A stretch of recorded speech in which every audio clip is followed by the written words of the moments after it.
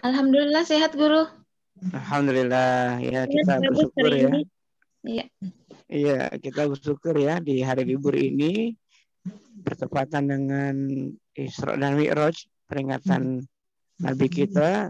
Ternyata kita masih bisa berkumpul bersua. Semoga ini menambah keberkahan di hari Isra dan Mi'raj kita hari ini. Kita lanjut nih, namun sebelum kita lanjut, mungkin kemarin ada yang ingin bertanya namun belum sempat untuk diutarakan. Saya buka sesi untuk 1-2 pertanyaan lah. Kira-kira mungkin masih ada pertanyaan terkait dengan kerangka SPL. Jadi di sesi yang kemarin kita bicara soal kerangka teori, filosofi, dan operasional dari SPL itu sendiri. Kita sudah bahas apa itu SPL, kenapa harus ada SPL, dan bagaimana kaitan SPL dengan kurikulum. Nah, hari ini kita akan fokus untuk bicara teknisnya. Silakan pada guru-guru yang masih ada pertanyaan, kemarin belum sempat diutarakan karena waktu ya, silakan. 1-2 pertanyaan mungkin diperkenankan buat guru-guru. Sambil guru adik bisa menyiapkan saya share screen ya. Yang ini guru adik yang kan ada 2 ya. Yang kita kirim tadi itu yang pertama soal jurnal. Nah, ini yang rencana SPL-nya, rencana siklus guru adik. Ya, silakan guru-guru sambil guru adik menyiapkan tampilan layarnya. Kita buka dulu sesi pertanyaan di awal untuk yang sesi yang kemarin. Silakan. Teman-teman ada? Boleh guru, saya. Ya, silakan Guru Ikhwan. Assalamualaikum warahmatullahi wabarakatuh. Waalaikumsalam warahmatullahi wabarakatuh. Perkenalkan saya Muhammad Ikhwan Ridani dari Kalimantan Selatan. Kemarin memang nggak sempat full mengikuti karena ada acara, namun sebagian ada yang saya tangkap ini. Kemarin kan kayak rasanya ada saya dengar itu untuk SPL nanti boleh misalnya beberapa guru mengerjakannya kurang lebih seperti itu ya guru kemarin. Misalnya untuk murid, lalu ada gurunya yang boleh kerja kelompok, maksudnya kemarin rasanya ada dibilang seperti itu, apakah betul seperti itu?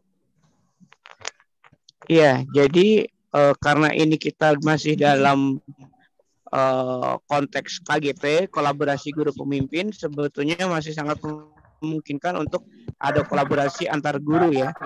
Jadi guru-gurunya kemudian ini bisa berkelompok. Begitupun juga dengan siswanya. Jadi siswa ini bisa kita kumpulkan. Jadi tugas SPL-nya ini tidak hanya untuk individual siswa, namun juga antar siswa bisa kemudian saling bekerja sama gitu, seperti itu. Nah, ini tergantung kondisi, situasi. Makanya salah satu peran guru di awal adalah melakukan analisis terkait dengan analisis kebutuhan dan kondisi murid. Karena kan kita sebetulnya SPL ini dimunculkan salah satunya untuk kita bisa membuat inovasi baru pembelajaran di saat pandemi ya. Jadi artinya pertemuan tatap muka di sekolah banyak yang belum bisa diselenggarakan, sehingga kita punya alternatif ya. Seperti itu Guru Ikhwan. Oke.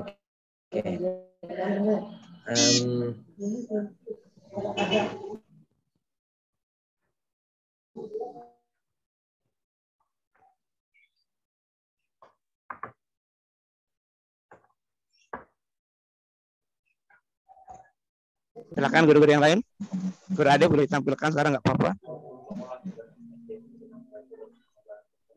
Ada mungkin pertanyaan yang lain, teman-teman? Satu lagi, silakan.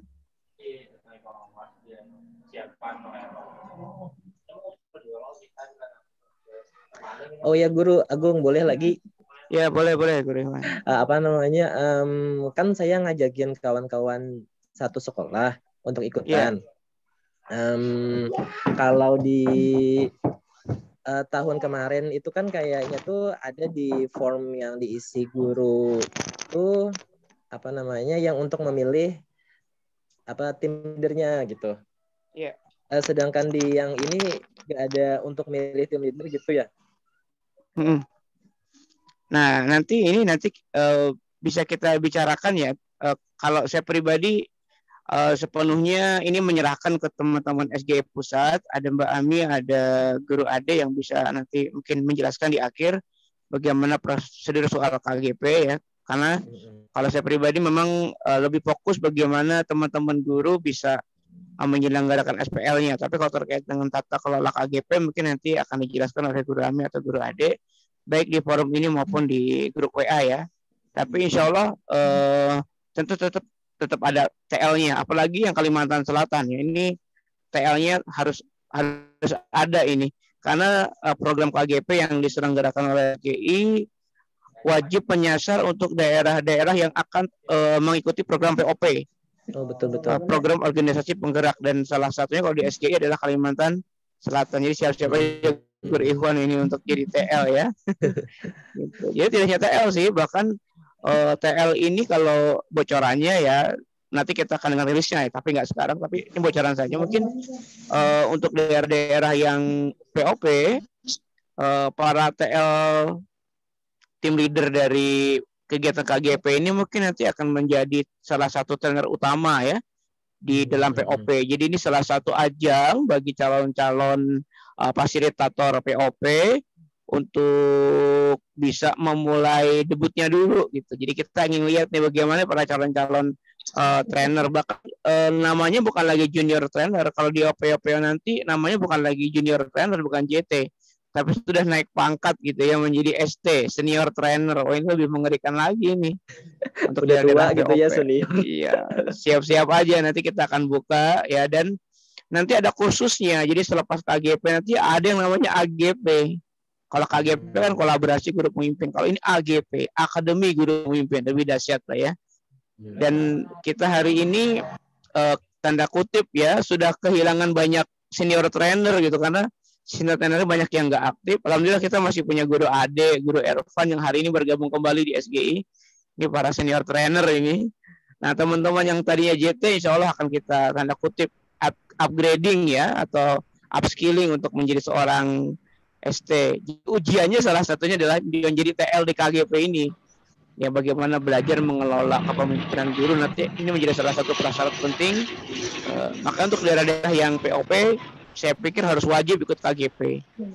Demikian Guru Ikhwan. Nah, ini terima kasih sekali nih pancingan atau simula pertanyaannya.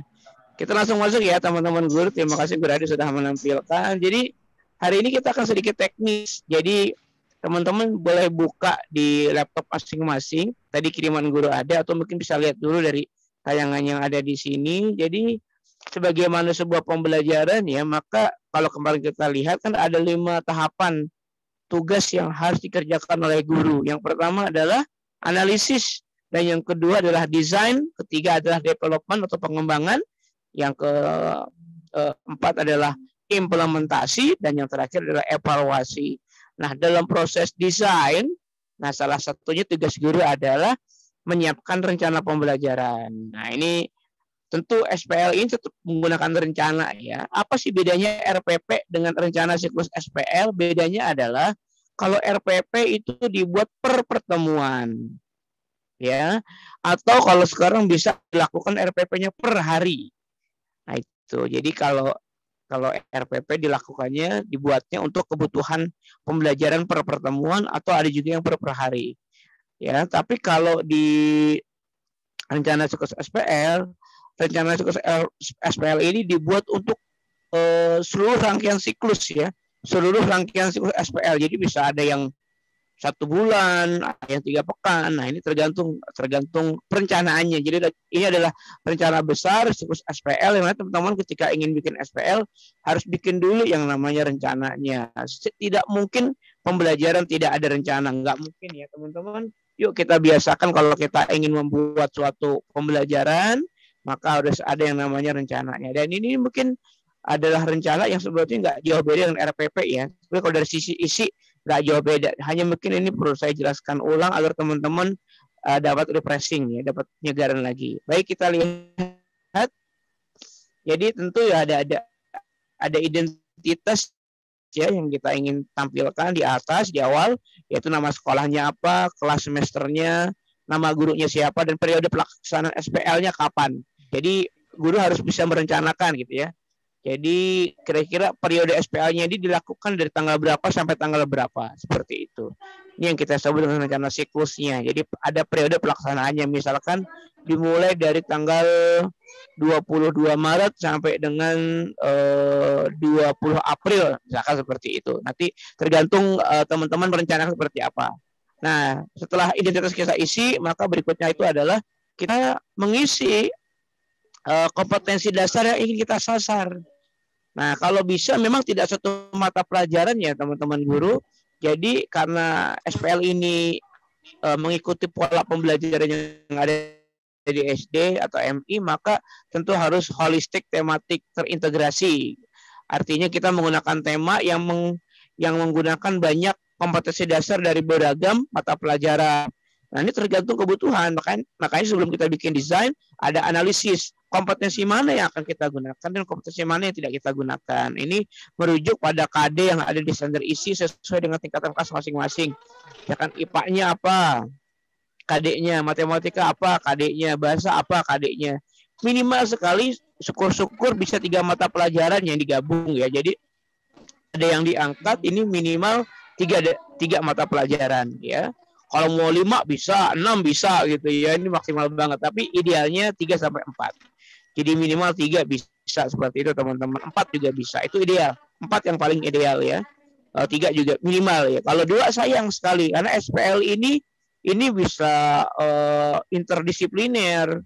Jadi dikerjakan dengan menggunakan beragam KD dari banyak mata pelajaran. Jadi kalau 2 mata pelajaran sangat sayang ya. Ini artinya ini membuktikan bahwa SPL itu adalah aktivitas pembelajaran biasa saja.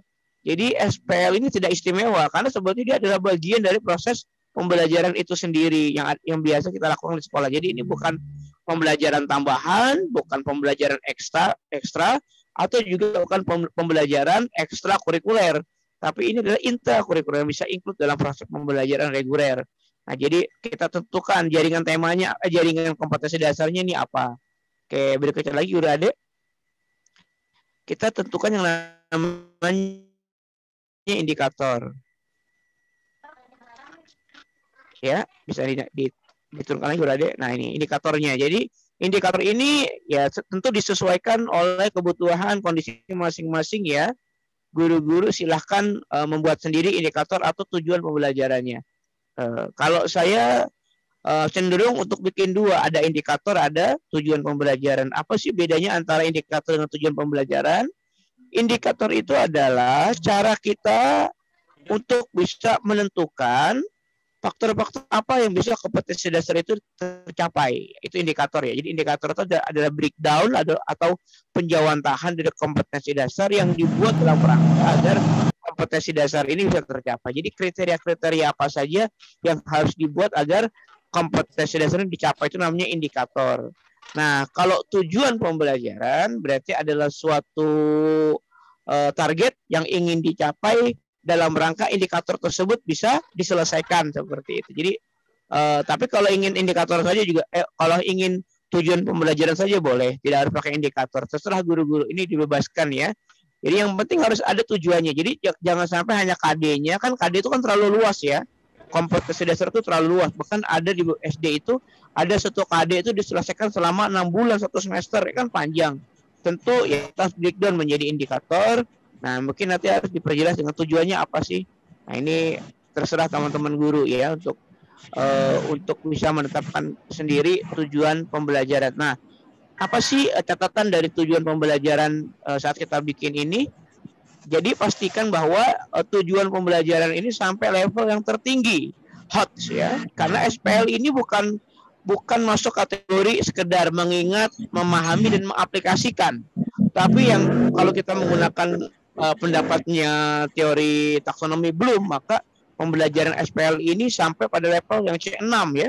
Jadi menganalisis, kemudian mengintensis, atau kalau zaman sekarang bukan namanya mengevaluasi ya, dan juga mencipta. Ini yang harus kita lakukan. Jadi menganalisis, mengevaluasi dan mencipta. Artinya sampai level C4, C5 dan C6. Jadi jangan sampai tujuan pembelajarannya ini tingkat rendah, nggak bisa. Jadi tujuan pembelajaran di SPL ini harus sampai level tinggi teman-teman.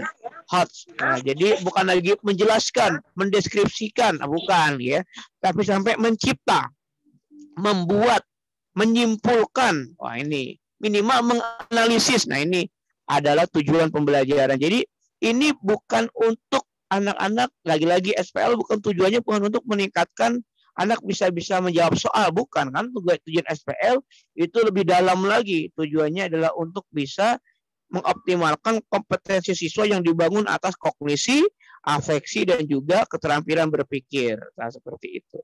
Oke, adik, kita lanjut di bawahnya. Nah, baru kemudian jangan lupa ada hidden curriculum.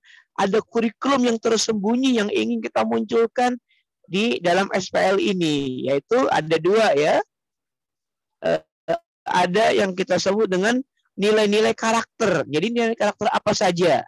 Terserah guru-guru, mau 2, mau 4, mau 5, terserah. Yang penting ini relevan ya dengan SPL-nya. Misalkan apa nih nilai karakter yang mau diangkat? Patriotisme, boleh. Gotong royong, boleh. Apalagi kejujuran, boleh. Tanggung jawab, boleh. Kemandirian, boleh.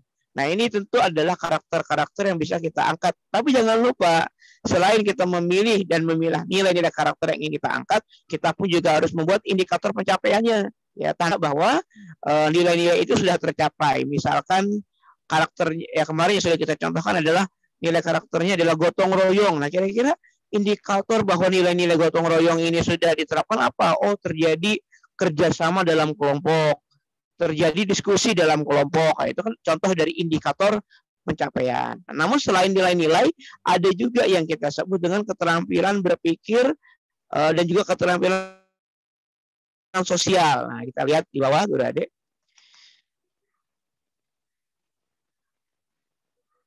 Sama dengan nilai karakter ya. Jadi apa sih bedanya nilai karakter dengan keterampilan berpikir? Ya, tentu kalau nilai karakter ini afeksi ya, kalau di taksonomi belum ini yang kita sebut dengan afeksi atau sikap. Tapi kalau keterampilan berpikir ini masuk ke dalam skill ya. Kalau zaman dulu bilangnya psikomotor, kalau sekarang bilangnya skill.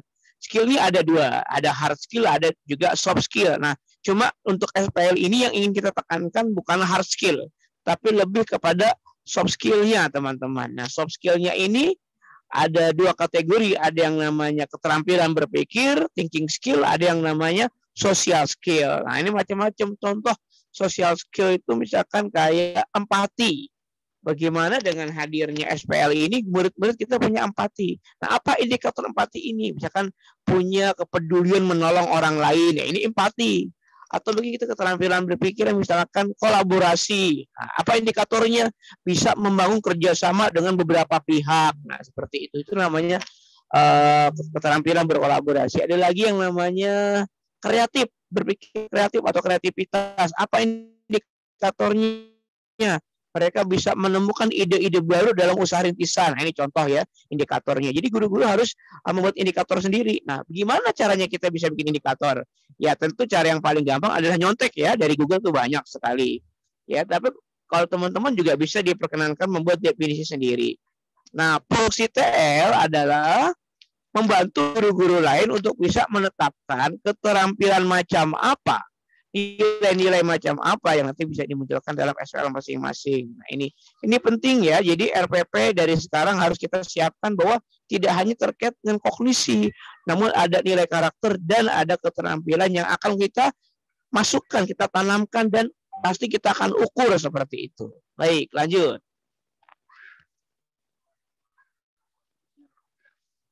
Ya. Nah, baru kemudian ini ada pembagian kelompok. Nah, kalau bisa pembagian kelompoknya jangan kelompok besar ya guru-guru. Kelompoknya ini kelompok kecil saja, 3-4 orang ini idealnya.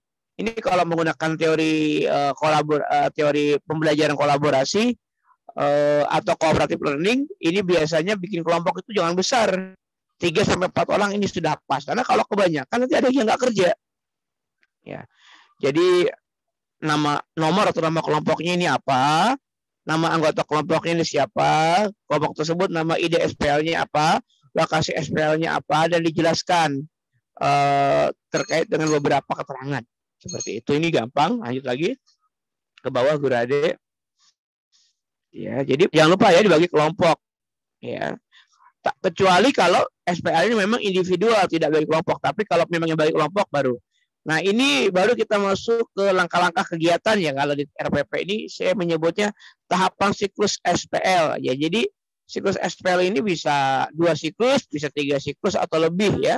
Nah, idealnya itu adalah 2 minimal. Idealnya 2, maksimal 4 ya. Jadi siklus jangan satu saja, tapi ya sama seperti PTK ya. Siklusnya ini minimal 2, itu yang ideal. Bisa 3, bisa 4. Nah, tergantung kebutuhan. Nah, yang jelas proses tahapan siklus ini menggunakan tahapan yang sudah baku di SPL. Nah, kalau kita pakai RPP kan ada pendahuluan, kegiatan inti, dan ada penutup ya. Karena RPP itu dibuat untuk satu pertemuan. Jadi ada langkah-langkahnya di awal ngapain, pendahuluan 5-10 menit, lalu kegiatan inti, dan terakhir adalah penutup. Tapi kalau kita menggunakan rencana siklus ini, maka kita menggunakan tahapan-tahapan dan proses yang ada di SPL, yaitu ada 3 tahapan ya, ada inkubasi, lalu ada startup, dan ada mobilisasi. Nah, ini adalah langkah-langkah yang harus kita tulis. Misalkan nih, pada saat tahapan siklus inkubasi, yaitu disintak identifikasi masalah, apa yang akan dilakukan, aktivitas apa yang akan dilakukan, langkah-langkah apa yang akan dilakukan pada siklus 1. Ya, misalkan membuat pertemuan guru dan peserta didik dalam rangka mencari permasalahan teraktual yang ada di sekitar rumah masing-masing. Caranya gimana? Diskusikah, tanya jawab, atau mungkin mereka presentasi bergantian. Nah, ini silahkan, terserah guru-guru. Yang jelas, yang kemarin sudah kita bahas, proses inkubasi ini wajib ada pertemuan antara guru dengan murid. Nah, caranya gimana biar aman? Tentu tergantung dari kondisi daerah masing-masing. Apabila sekolahnya sudah boleh dibuka, maka silahkan menggunakan 3M. Jadi pembelajaran bisa normal, ada pertemuan tatap muka, kita masuk ke dalam proses inkubasi di awal. Di dalamnya ada proses identifikasi masalah dan pencarian ide usaha rintisan. Nah, ini wajib ada pertemuan. Tapi kalau memang tidak memungkinkan terjadi pertemuan di sekolah karena sekolah masih ditutup, maka bisa menggunakan daring online ya. Bisa menggunakan Zoom atau sebagainya. Itu, atau kalau memang tidak memungkinkan juga menggunakan daring, bisa membuat pertemuan secara berkelompok sesuai dengan kondisinya masing-masing. Misalkan kelasnya dipecah jadi 4 titik ya. Jadi guru-guru akan menjumpai siswa-siswanya itu sesuai dengan titik-titik tadi. Misalkan jumlah muridnya ada 40 atau ada 30, kita bagi 4, titik A, titik B, titik C, masing-masing ada pertemuan seperti itu. Nah, ini contoh, karena wajib ada pertemuan guru-guru. Jadi wajib ada pertemuan. Jadi artinya SPL ini masuk kategori hybrid learning atau blended learning ya, teman-teman. Jadi campuran, ada pertemuan offline-nya ya, ada pertemuan mandirinya. Ini mungkin masuk kategori hybrid learning ya. SPL ini hybrid learning. Ya, artinya dia tidak hanya diselenggarakan pada satu pertemuan saja gitu. Atau tidak dalam satu pendekatan saja, ini ada beberapa proses. Nah, proses awalnya ini inkubasi. Nah, inkubasi ini teman-teman tidak harus dilaksanakan selama 1 kali pertemuan, tidak. Bisa 2-3 pertemuan. Jadi misalkan pertemuan pertama ngebahas identifikasi masalahnya dulu. Pertemuan yang kedua adalah pencarian ide usahanya. Nah, ini bisa. Ya, ini bisa dilakukan paling tidak 2-3 kali, itu idealnya. Kalau cuma sekali nggak cukup. Nah, inkubasi ini diselenggarakan bisa 2-3 hari atau 2-3 kali pertemuan. Itu teman-teman, inkubasi. Nah, kalau sudah masuk ke tahapan yang kedua, yaitu startup, silakan Guru Ade. Kalau masuk ke tahapan yang kedua startup, ini baru dikerjakan di masing-masing lingkungan rumah siswa. Jadi kalau inkubasi wajib ada pertemuan antara guru dan sesama murid, maka kalau di startup ini sudah langsung masuk kategori pertemuan antara murid dengan keluarganya, murid dengan kelompoknya, murid dengan masyarakatnya. Jadi ini sudah dilaksanakan di lapangan ya. Jadi ini mendukung PJJ, pembelajaran jarak jauh yang tidak dikerjakan di sekolah tapi dikerjakan di rumah. Jadi ini adalah bentuk proses yang dikerjakan di rumah, yaitu startup. Nah, di dalam startup ini ada 2 proses. Yang pertama adalah pemetaan lingkungan usaha yang sudah kita bahas ya. Nanti kita lihat lagi prosesnya ngapain aja dalam pemetaan lingkungan usaha. Intinya bahwa peserta didik ini sedang mengajukan rencana usaha rintisan yang ingin dilaksanakan di wilayah tersebut. Jadi dia minta izin ke orang tua, minta dukungan orang tua, dan juga minta dukungan ke masyarakat seperti itu. Gimana nih Pak, saya mau bikin ini nih taman bermain, tapi tidak hanya buat bermain, di dalamnya ada proses edukasi. Kami bisa nggak dibantu? Nah itu adalah proses pemetaan lingkungan usaha. Jadi murid diajarkan untuk bisa melatih diri mereka berkomunikasi, ya, percaya diri dan sebagainya. Nah, baru kemudian yang masuk ke sintak yang keempat di bawah nih. Setelah pemetaan lingkungan usaha, ada yang namanya baru pembukaan usaha rintisan. Jadi setelah dapat izin, setelah dapat dukungan, ya baru kita kemudian anak-anak kita dorong untuk melakukan pembukaan usaha rintisan. Lokasinya di mana, peralatannya apa saja, bahan-bahannya apa saja, apa yang perlu kita siapkan, bagaimana cara mengelolanya di awal dan sebagainya. Ini guru-guru cukup memonitoring, karena kalau proses di startup ini sebetulnya yang punya peran untuk mendampingi bukan lagi guru ya. Perlu saya jelaskan lagi nih. Kalau yang inkubasi itu pendampingnya adalah guru. Tapi kalau sudah masuk ke startup, pendampingnya bukan lagi guru, tapi pendampingnya adalah orang tua atau orang dewasa, tokoh-tokoh masyarakat yang ada di lingkungan. Jadi mereka punya pendamping di luar guru. Nah, gurunya ngapain? Tentu tetap memonitoring ya, melakukan monitoring sambil penilaian. Ya, jadi karena kita menggunakan pendekatan penilaian otentik, jadi guru-gurunya saat melakukan monitoring sambil melakukan pengisian rubrik penilaian. Seperti nanti kita akan tunjukkan di bawah apa contoh-contoh rubrik penilaian yang bisa kita angkat seperti itu, yang bisa kita pakai. Nah, tapi yang jelas dalam proses startup ini peran guru hanya memonitor saja.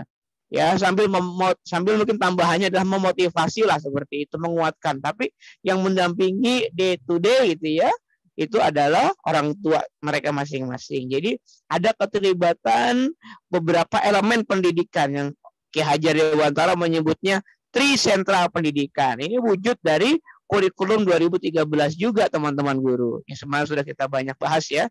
Nah, yang terakhir adalah proses mobilisasi atau menggerakkan sumber daya. Nah, ini ada proses yang namanya pengembangan usaha rintisan. Jadi setelah usaha tadi jadi dimulai, nah bagaimana bentuk pengembangannya gitu ya? Bagaimana nih proses pengembangannya? Guru-guru kalau di sini masih ya, kalau di sini kerjasama ya, yang mendampingi tidak hanya orang tua atau masyarakat, tapi juga guru juga sudah bisa mendampingi karena di dalamnya ada proses pembuatan laporan, teman-teman.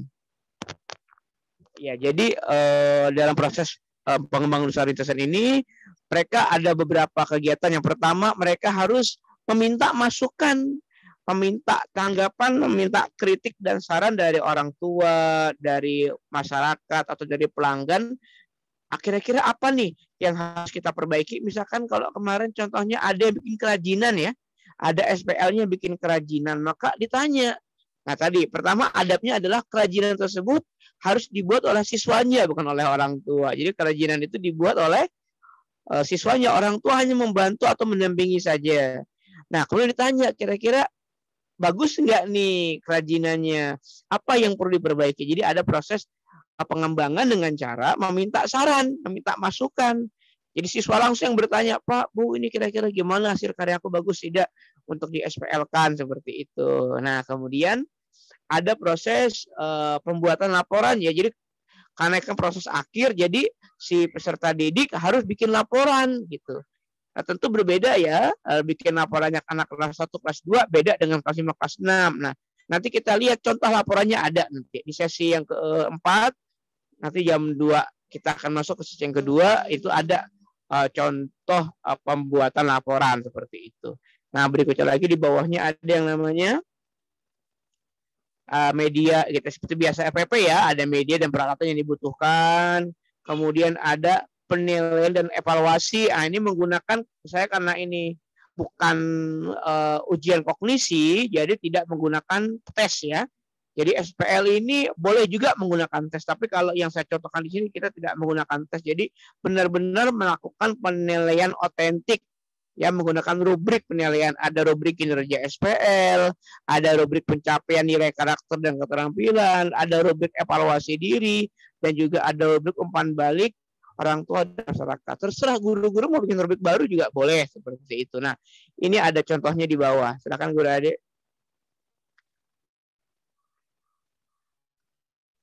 Ya, ini ada catatan sedikit nih, guru adik lewat dikit, ada catatannya dikit. Di atasnya lagi ada beberapa catatan. Nah ini teman-teman saya juga jelaskan, ini ada catatannya bahwa rencana siklus SPL ini bisa disusun bersama-sama saat tahapan inkubasi awal bersama dengan siswa ya. Jadi bedanya kalau RPP yang biasa kita buat, RPP itu kan dibuat oleh guru ya, bukan oleh siswa kan? Iya, jadi selama ini kalau kita bikin RPP ini guru yang membuat bukan siswa, tapi untuk SPL ini RPP bisa dibuat bersama. Kok bisa? Iya. Karena murid kita adalah mitra belajar yang harus kita biasakan hidup mandiri. Jadi dalam rangka meningkatkan tanggung jawab dan kemandirian siswa, tentu murid-murid kita kemudian akan kita rangsang untuk kita ajak yuk sama-sama bikin perencanaan dengan Bapak, dengan Ibu untuk bikin usaha SPL seperti itu. Nah ini jadi bisa disusun bersama. Kapan disusunnya? Nah, disusunnya ini pada saat inkubasi awal ya, saat terjadi pertemuan antara guru dan siswa. Jadi, yang kedua, siklus SPL ini sifatnya adalah dokumentasi yang bersifat terus tumbuh ya. Jadi, bedanya dengan perencanaan biasa, RPP biasa adalah RPP ini bukan hanya dibuat di awal. Jadi rencana siklus SPL ini tidak hanya dibuat di awal, tapi bisa terus tumbuh dikembangkan di tengah-tengah jalan ya. Jadi ini yang kita sebut dengan perencanaan yang terus bertumbuh. Rencana bertumbuh atau RPP tumbuh atau rencana siklus bertumbuh, yakni agar bisa efektif pembelajarannya maka bisa dilakukan perbaikan di tengah jalan. Jadi nggak ada masalah. Terjadi perombakan, perencanaan nggak ada masalah. Kenapa? Ya karena kita ingin mengejar efektivitas. Bisa jadi ada rencana-rencana yang kita pakai, wah nggak pas nih. Langsung kita bisa lakukan perbaikan di tengah jalan. Yang penting tercatat. Rencana wajib tercatat. Dan apabila ada perubahan, maka perubahan tersebut tercatat di RPP ini. Makanya akan lebih bagus kalau RPP ini dibuatnya mungkin menggunakan laptop ya.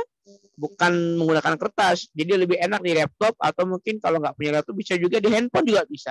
Saya kadang-kadang kalau bikin RPP itu dilakukannya di handphone. Saya kadang-kadang kalau pelatihan itu bikin RPP-nya itu bikin rencana pelatihan itu di handphone, nggak ada masalah. Ya seperti itu. Tapi mungkin lebih enak di laptop tentunya ya. Makanya kalau guru-guru yang punya laptop ini sudah enak. Kalau belum punya laptop ya mungkin ya masih bisa juga pakai kertas, cuma nanti mungkin akan repot kalau ada tambahan kata-kata, tapi nggak ada masalah sih. Nanti bisa dibuat kertas baru untuk catatan tambahan demikian. Baik, kita masuk ke contoh-contoh rubrik ya, guru-guru. Sebelum kita break, ini ada beberapa contoh-contoh rubrik. Yang pertama adalah rubrik kinerja SPL. Rubrik kinerja SPL ini kalau memang SPL-nya ini berkelompok, maka rubrik kinerja SPL ini untuk penilaian kelompok. Jadi nama ada identitasnya, ada nama sekolah, kelas semester, periode pelaksanaan, tanggal berapa sampai tanggal berapa, ada nomor dan nama kelompok dan ada nama-nama anggota kelompok. Nah, ini contoh-contoh rubrik kinerja SPL ya. Kita bisa lihat nih contohnya. Jadi ini bisa diambil contohnya atau bisa teman-teman guru bisa memodifikasi atau bisa bikin sendiri. Agak sedikit dikebawahin guru Ade, bisa kita lihat ya contohnya. Jadi di tabel ini ada yang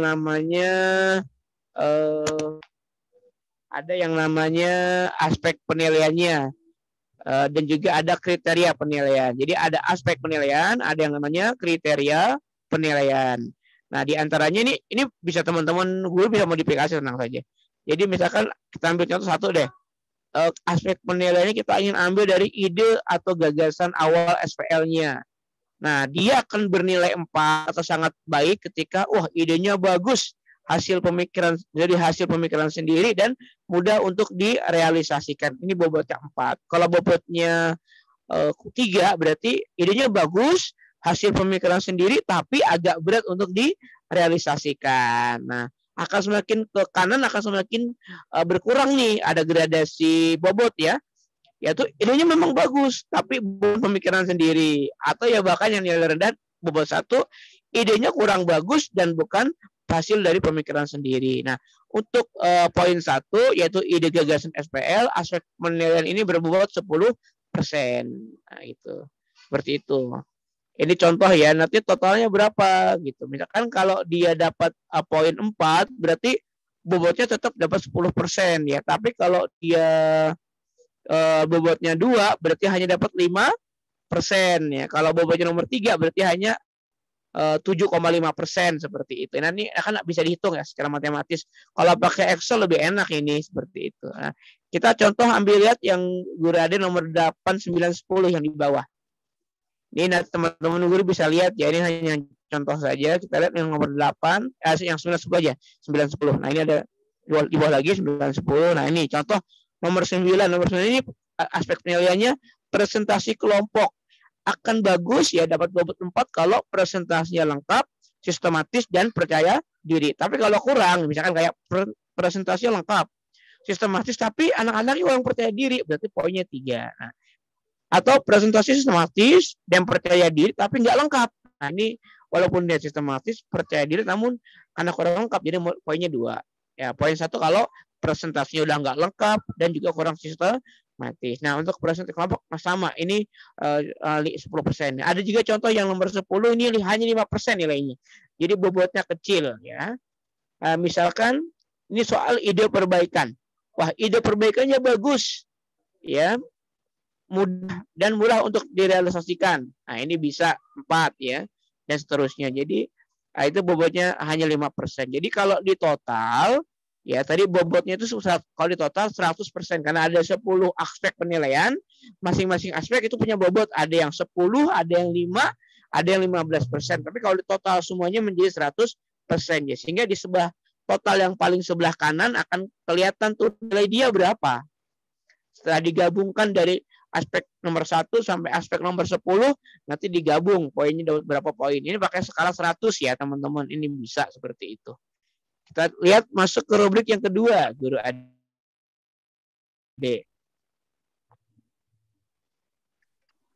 Nah, ini adalah contoh, dinaikin dikit lagi. Nah, ini adalah contoh rubrik pencapaian nilai karakter dan keterampilan. Ya, tetap ada nama sekolah, kelas, semester, dan periode pelaksanaan. Nah, ini apa? Misalkan tadi ya, aspek penilaiannya kita mau ngambil aspek nilai kepemimpinan. Nah, ini harus ada indikatornya. Ya, misalkan aspek kepemimpinan ini kita ambil 3 indikator saja. Pertama, bisa mengkoordinasi kerja tim. Yang kedua, bisa mengorganisasi kegiatan. Dan yang ketiga, bisa mengatasi tantangan. Nah, ini nanti di lajur kanan ada nama mahasiswa ya. Ini contoh saja, misalkan namanya Anto, namanya Budi, namanya Aldebaran, namanya Randy, namanya Andin, namanya Rena, nih bisa. Ini ya tentu penilaiannya kalau ini per individu. Kalau yang tadi di atas penilaiannya karena kerja SPL, jadi penilaiannya bisa berkelompok. Tapi kalau yang di sini ini penilaiannya bersifat individual karena menyangkut soal pencapaian karakter dan juga keterampilan. Contohnya tadi ya. Nah, ini bisa mengambil nilai ABCD ya. A sangat baik, B baik, C sedang, dan D kurang. Nah, angkanya teman-teman silakan diatur sendiri. Kan kalau A nilainya 8 ke atas, B 7 sampai 8. Nah, itu terserah teman-teman guru ya. Tapi ini bisa kepakai ABCD. A sangat baik, B baik, C sedang, D kurang. Misalkan aspek kepemimpinan. Nah, di sini indikatornya adalah bisa mengkoordinasi kerja tim. Nah, bagaimana nih nilai si Nino? Wah, Nino nilainya C karena dia nggak terlalu menonjol, tapi juga nggak kurang-kurang banget sih nilai C seperti itu. Yang kedua nilainya si Mateo. Waduh, Mateo ini parah ini mengkoordinasi kerja timnya, dia nilai D aja dia kurang. Nah, itu contoh ya. Contoh teman-teman dalam kita memberikan nilai menggunakan rubrik. Ini rubriknya agak lebih sederhana seperti itu. Kalau mau teman-teman mau bikin rigid bagus juga gitu ya. Ke bawah dikit. Ya, ada kepemimpinan, ada wirausaha, dan ada lagi apa guru di bawah?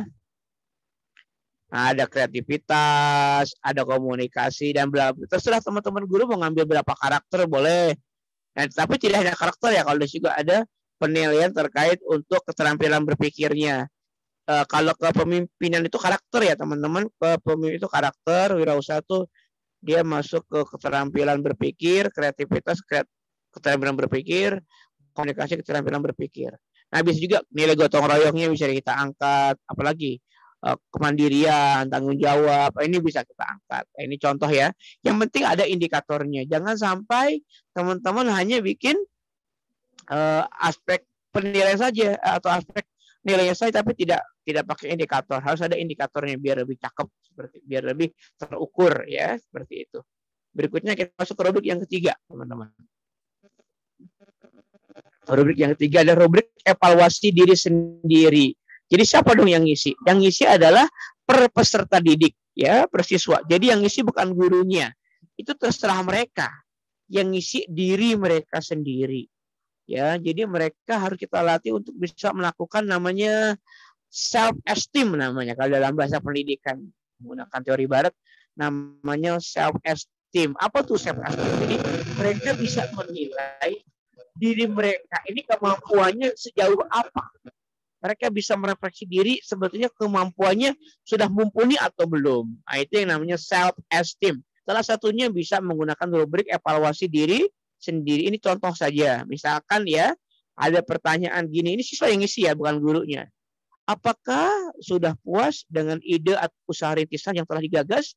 Wah, sangat puas, puas atau kurang puas. Nah, masing-masing tinggal checklist salah satunya dan nanti kasih catatan. Ternyata, nah ini nanti akan dibaca oleh guru. Jadi guru juga bisa mengevaluasi. Oh, ternyata ada murid saja yang masih belum puas nih dengan pekerjaannya dia. Oh, berarti dia sudah bisa nilai bahwa dirinya itu belum berhasil untuk bisa memuaskan dirinya sendiri. Nah, ini kan menjadi masukan ya, feedback atau umpan balik buat guru dalam mengajar.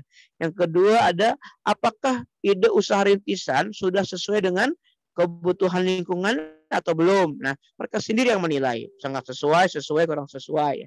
Apakah masyarakat antusias dalam mendukung ide usaha rintisan? Mereka sendiri yang jawab. Sangat antusias atau kurang antusias. Ada catatannya dan seterusnya. Jadi ada ini contoh-contoh saja ya. Apakah senang dengan dukungan yang diberikan oleh orang tua? Apakah SPL telah berhasil menguatkan jiwa kepemimpinan dalam diri? Itu terserah teman-teman guru yang membuat pertanyaannya. Tapi yang jelas jawabannya siswa sendiri yang mengisi ya. Nah, kalau memang infrastrukturnya sudah lengkap, teknologinya sudah pas, ini tentu bisa pakai Google Form ya. Guru-guru bisa bikin Google Form ini. Atau kalau memang tidak pakai Google Form bisa juga pakai WA. Jadi mereka disuruh kita kasih pertanyaan dan nanti mereka jawabnya pakai WA. Seperti itu tuh bisa ya. Tapi kan capek ya kalau WA ya, nggak praktis. Atau ya kalau memang belum bisa ya terpaksa masih difotokopi. Formnya kita kasih ke siswa, mereka sudah ngisi. Terus jumlah pertanyaannya dan jenis pertanyaannya ini tergantung kebutuhan masing-masing guru. Guru-guru yang paling paham seperti itu. Ini kan hanya contoh. Dan terakhir kita masuk ke rubrik yang terakhir. Pas ini sudah hampir jam 2 untuk kita break. Terakhir ini kita akan lihat contoh rubriknya. Nah, ini ada rubrik umpan balik orang tua dan masyarakat. Nama sekolah, kelas semester, periode pelaksanaan, nomor nama kelompok, dan ide usaha rintisannya apa. Nah, ini adalah kita mencoba untuk bertanya. Siapa yang bertanya? Kita, guru. Jadi guru bertanya kepada orang-orang yang sudah membantu proses SPL-nya anak. Apakah itu orang tuanya atau mungkin warga sekitar yang mengikuti program SPL tersebut. Seperti itu. Misalkan nih, nama pelanggannya Pak Narto, alamatnya di Kampung Bahagia. Masukan atau sarannya, lokasi terlalu banyak kerumunan, kurang bisa menjaga jarak. Nah, ini kan contoh masukan dari masyarakat. Nah, kemudian guru, nah ini kalau guru mencatat kira-kira apa ya tindakan yang harus diperbaiki. Oh, tindakan perbaikannya adalah lokasi akan dibuat batasan agar antara pengunjung bisa saling menjaga jarak yang aman. Seperti itu. Ini contoh ya. Ini contoh satu saja.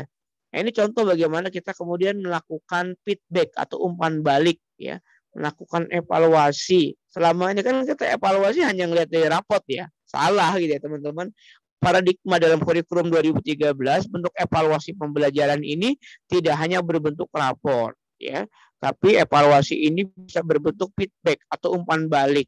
Kalau di SGI namanya CSI, Customer Service Customer Satisfaction Index, indeks kepuasan pelanggan. Nah, itu semuanya pasti punya. Kalau teman-teman lihat ya di Indomaret, Alfamaret itu ya, itu kan ada. Apakah Anda puas dengan pelayanan kita hari ini? Itu ada. Ya, klik klik klik itu.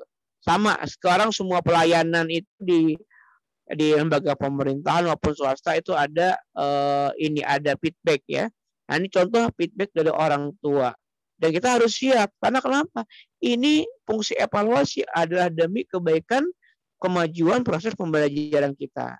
Jadi kita akan bikin yang namanya umpan balik agar peserta didik kita bisa kita kasih tahu, ini loh nak, kemarin ada masukan ini. Nah, ini yang bertanya bukan anaknya, tapi yang bertanya adalah kita sebagai seorang guru bertanya kepada orang tua dan masyarakat terkait dengan masukan dasaran yang sudah dikerjakan sama anak kita. Nah, demikian sudah pas jam 2 di handphone saya, teman-teman. Saya serahkan ke guru Ade, nanti sesi tanya jawab kita bisa dilakukan di sesi yang akhir ya.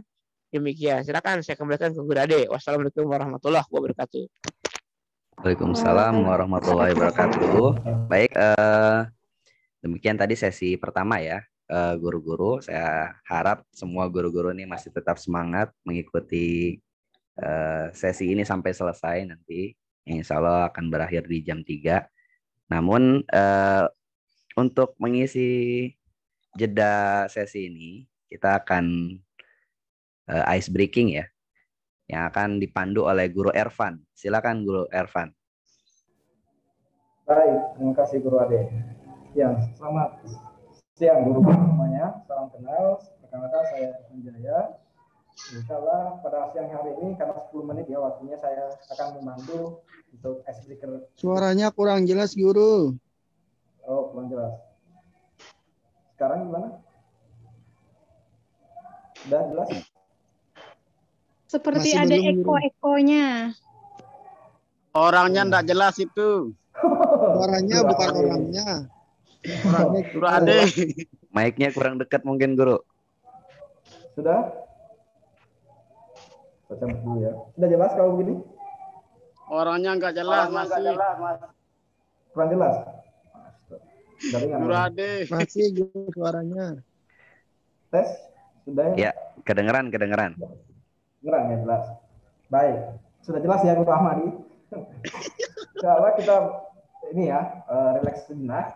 Kalau dulunya mungkin pengetahuan ini guru-guru biasa menyebutnya kita akan bermain yang bisa on kamera, silakan on kamera. Kalau yang belum bisa on nggak masalah, tapi tetap mengikuti permainannya. Jadi kita akan bermain yaitu bagi yang bisa on, silahkan ya on kamera. Kita akan lihat juga. Itu adalah touch the color. Kalau biasanya kita tetap atau di luring, kita akan menyentuh teman atau menyiapkan benda-benda yang sesuai nanti yang akan saya sebutkan. Jadi saya berikan waktu pada guru-guru sekalian 30 detik untuk mempersiapkan sebelum kita bermain. Mempersiapkan segala sesuatunya. Permainan kita adalah touch the color. Sentuh warna atau nanti tunjukkan warna. Saya beri waktu 30 detik mulai dari sekarang untuk mempersiapkan. Nanti ini akan sangat membantu kita untuk persiapan kita untuk bermain.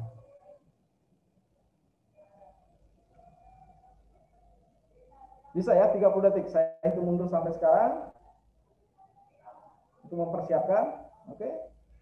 Permainannya touch the color. Cluenya adalah itu.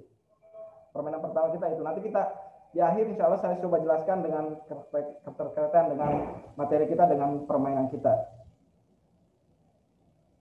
Yang bisa on kamera ya silahkan di on dulu. Kita akan lihat nanti apakah benar-benar touch the color seperti itu.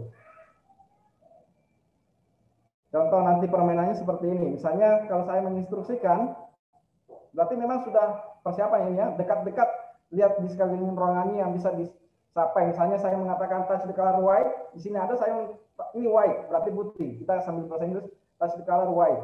Silakan mendekat dengan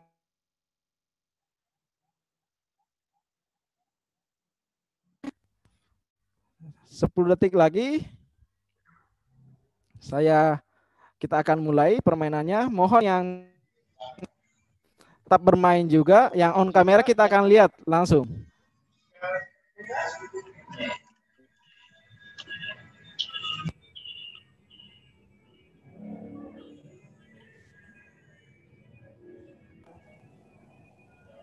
Bisa ya?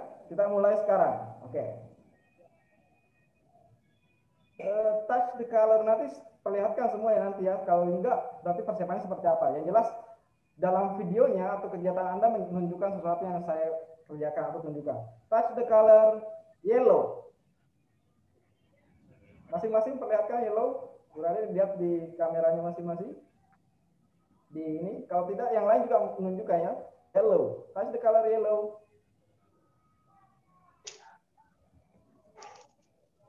Oke, next touch the color red. Red is red. Ini ya. Silakan yang lain tetap mengikuti yang on. Red. Yellow. Tadi sudah ya yellow. Dan hijau. Green. Touch the color green. Yang mana green? Kita cari dulu green. Green, green, green. Kalau Guru Rahmadi langsung depannya itu. Langsung menyentuh. Oh. Oke. Yang lain tetap bergerak mencari. The last one. Blue. Lu. Blue. Lu. Langit.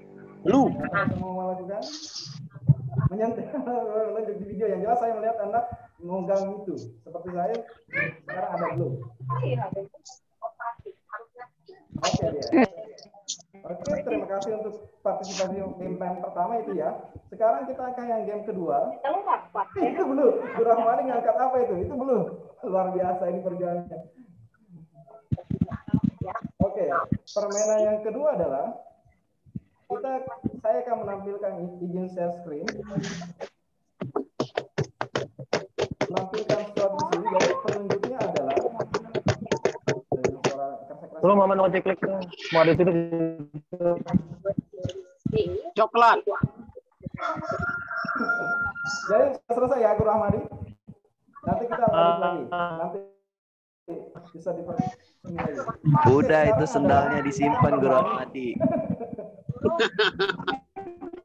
Guru Alan warna hitam.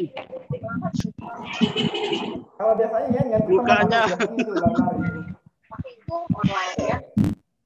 Permainan yang kedua adalah ini terlihat share screen saya, Guru. diam Guru Ahmadi diam. Tidak bisa terlihat, Guru. Aduh, suaranya nggak jelas. Ya, terlihat. Terlihat, Guru. Ya. Ya, baik. Ini adalah gambar yang bagus dari Guru Ahmadi. Guru Evan ngomong sama siapa itu? Kasihan dia. Nggak jelas suara asik sendiri. Iya. Nggak keluar ya, Bang? Kita ngomong-ngomong sendiri, main-main sendiri. Guru Ade. Nggak jelas ya? Jauh, suaranya agak jauh, Guru Ervan. Ya, kasihan Guru Evan. Terdengar tapi agak jauh. Berarti ini ya.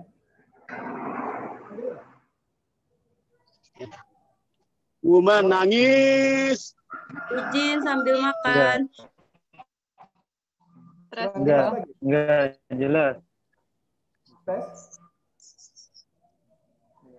Jelas? Makan apa itu? Guru. Jelas, Guru Ade? Masih jauh, Guru Ervan. Kayaknya Kita main belum pimpang aja. kayak handphonenya di bawah terus bicaranya jauh.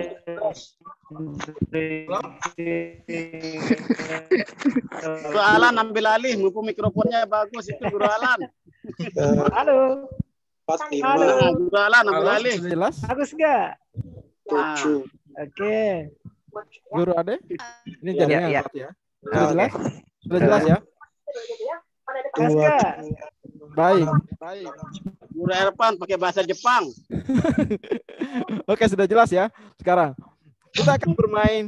Saya off video karena kurang jelas. Mungkin jaringannya tidak jelas. Permainan selanjutnya adalah saya menantang. Oh, yang lain Guru Ade diambil dulu berapa ya?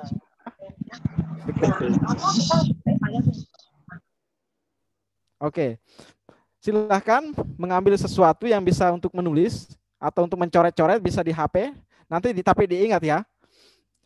Permainannya adalah guru sekalian, ya, guru Dahlan sudah siap itu. Ya. Permainannya adalah tantangannya adalah silahkan menggambar perubahan tersebut dengan sekali menarik garis. Artinya tidak boleh terputus dan tidak boleh berulang. Bisa ya, 1 menit. Nanti siapa yang bisa melakukan silakan raise hand. Nanti kita akan berikan kesempatan apakah membuktikannya benar-benar tanpa terputus dan tidak boleh berulang.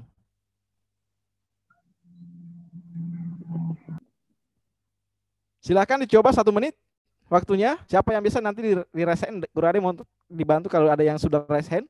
Nanti kita akan berikan kesempatan untuk memperlihatkan apa benar tanpa terputus ya. 1 kali tarik garis. Misalnya seperti ini. Narik garis. Pen saya terlihat Guru Ade? Epic Pen-nya? Epic Pen. Enggak terlihat juga Epic Pen. Enggak terlihat, Bro. Jadi saya stop sekarang dulu ya. 1 menit, ada yang sudah selesai?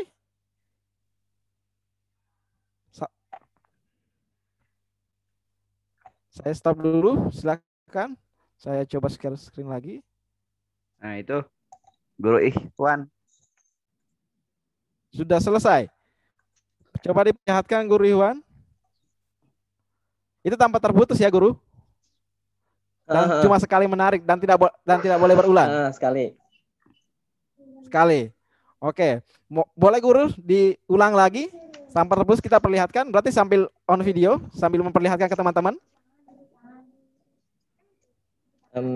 Jadi itu kita kayak dari kelilingnya dulu kan? Iya, silakan diperlihatkan dulu, Guru. Kan ada gambarnya nih. Oke.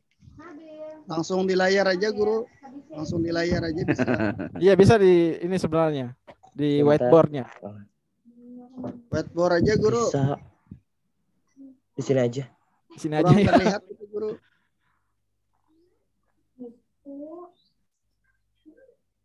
Ini kan. Tarik ke atas. Ya tidak berulang, yang jelas tidak berulang.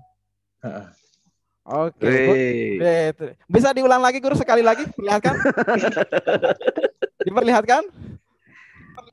Whiteboard aja Guru. Ini kan? Kurang terlihat. Iya, betul. Coba diulang lagi. Whiteboard itu di ini share screen. Bagian mana tuh? Izinkan dulu Guru Ade. Oh, tapi harus share screen dulu. Iya, share screen terus menggambar di whiteboardnya. Minta bantuan. Ya. Oke, Guru Ikhwan, silakan. Udah. Ya, gunakan share screen whiteboard Guru Iwan. Ya. Nah, bentar. Kita lihat ya, kita lihat. Ya. Aduh. Gimana nih? Gini kan. bikin apanya? Kayak kelilingnya dulu aja. Ya, gitu. silakan Guru ya. Kemudian dari sini silakan yang lain sambil ini ya. Sambil mencoba juga. Itu gambar jalur gempa itu. Terus bikin sini. Nah, kurang lebih seperti itulah. Tapi enggak kalau pakai mouse lebih bagus ya. Iya. Terima kasih Guru Iwan. Berarti ada yang sudah menemukan polanya dan berapa yang Guru Ahmadi ada yang lagi yang mau mencoba? Ada yang berhasil menemukannya? Ada yang berapa kali mencoba belum berhasil? Yang sudah berhasil?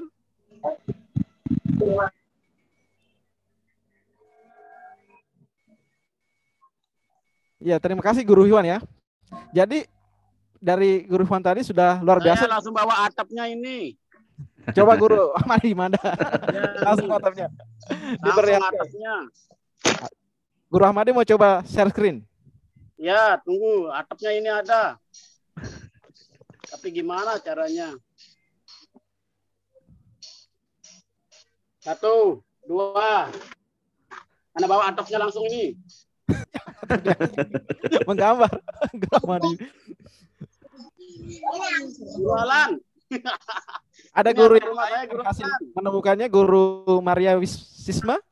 Sudah selesai? Bisa.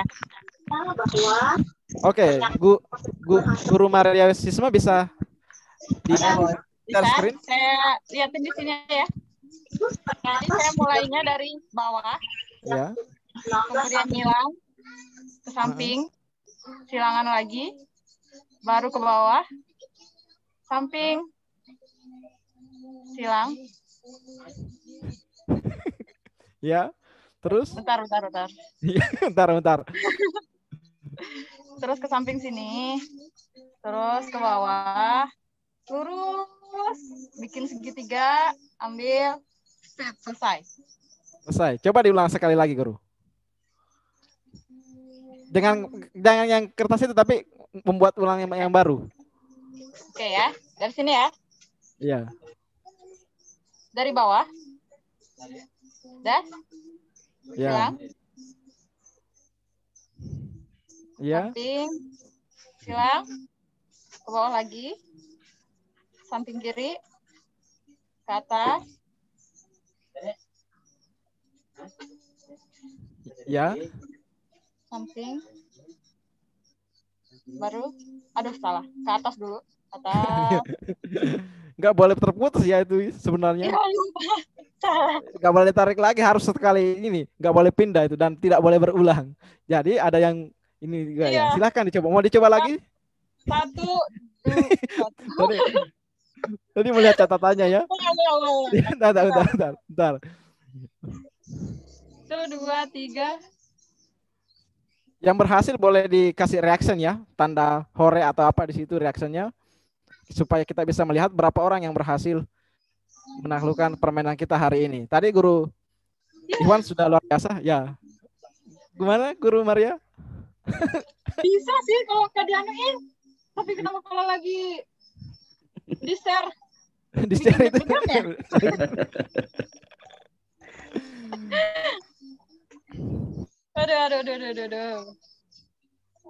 Saya sudah berhasil Guru. Iya, Guru Aquarius luar biasa. Coba diulang lagi Guru Aquarius, ulang lagi, tapi ditutup gambarnya yang tadi dan dibuat ulang lagi. Apakah berhasil? Ini siapa yang ini share screen? Guru Ade? Guru Widya. Guru Widya, oke. Share screen. Itu sudah berhasil juga ya share screen-nya? Sudah kan? Ya, luar biasa. Oke. Jadi guru-guru ada tinggal 3 menit lagi. Kenapa tadi ini berapa? Ada Guru Nurul Khotimah juga sudah berhasil, luar biasa. Ada yang berhasil, ada yang belum, dicoba lagi. Kita kaitkan dengan materi kita hari ini. Yang pertama adalah permainan dengan touch the color. Saya mengharapkan guru-guru memang sudah membutuhkan persiapan sebelum kita melakukan instruksi atau kita sudah memiliki apa yang akan kita lakukan adalah touch the color. Tapi ada yang nanti akan yang ada cepat. Nanti akan ada yang cepat karena sudah mempersiapkan sebelumnya. Tadi saya bilang persiapannya seberapa. Ada yang mungkin mengambil yang terdekat, ada juga yang bisa seperti saya tadi menyiapkan kenapa tidak mengubah background-nya. Jadi itu cara berpikir kita untuk menyelesaikan masalah yang ada. Jadi itu yang tercepat dengan persiapan tadi dan perencanaan. Yang kedua adalah ada tadi yang berhasil, ada yang belum. Berarti kita instruksinya tanpa terputus dan saling menyambung. Di sini kita bisa mengambil bahwa hikmah tadi ada yang selesai Guru Iwan, berarti sudah biasa, makanya saya minta lagi untuk diulang dan polanya sama. Itu berarti berulang-ulang. Anggaplah itu seperti kita menghasilkan best practice atau hasil SPL yang kita harapkan itu tadi, itu bisa dijadikan atau tertulis. Berarti itu sudah terbiasa membuatnya, maka akan mudah seperti itu. Tadi seperti itu Guru Iwan diminta ulang, bisa. Tapi mungkin ada yang tadi Guru Maria disuruh lagi, masih terkendala seperti itu. Jadi keterbiasaan, tapi berhasil juga seperti itu, nanti ada hasilnya. Dan di sini intinya dari 2 game ini tentunya kepada lebih perencanaan yang tadi di awal dan praktis bagaimana kita supaya berulang-ulang dan mengikuti tentu pola-pola yang sudah disediakan. Seperti itu Guru, sudah 10 menit waktunya karena 10 menit. Terima kasih yang sudah bermain. Mudah-mudahan bisa berjumpa di lain kesempatan lagi untuk permainan-permainan yang lebih mengasihkan lagi seperti itu. Saya kembalikan kepada Guru Ade. Silakan Guru Ade. Oke, baik. Terima kasih Guru Ervan dan para guru yang berpartisipasi di ice breaking kali ini. Demikian ya, cukup untuk merefresh kembali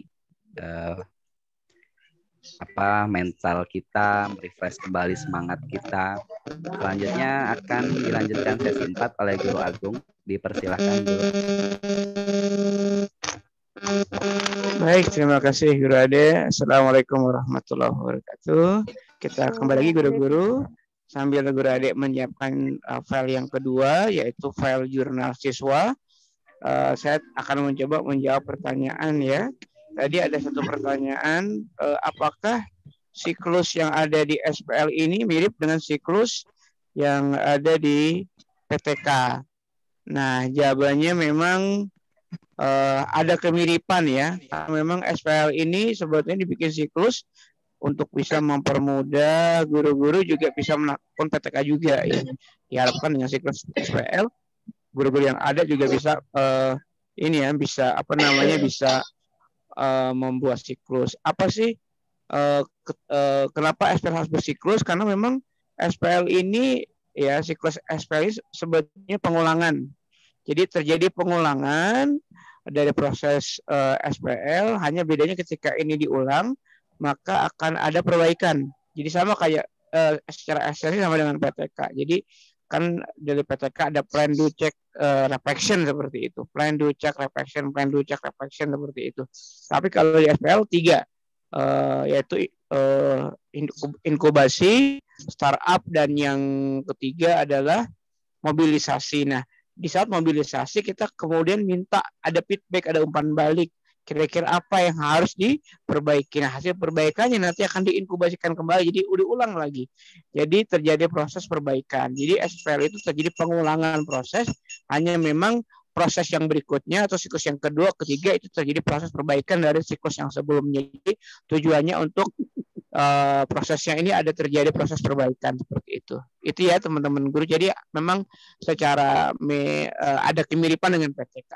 Nah, kita masuk ke sesi yang terakhir, bagaimana kita mendorong anak-anak kita yang ikut SPL ini bikin jurnal.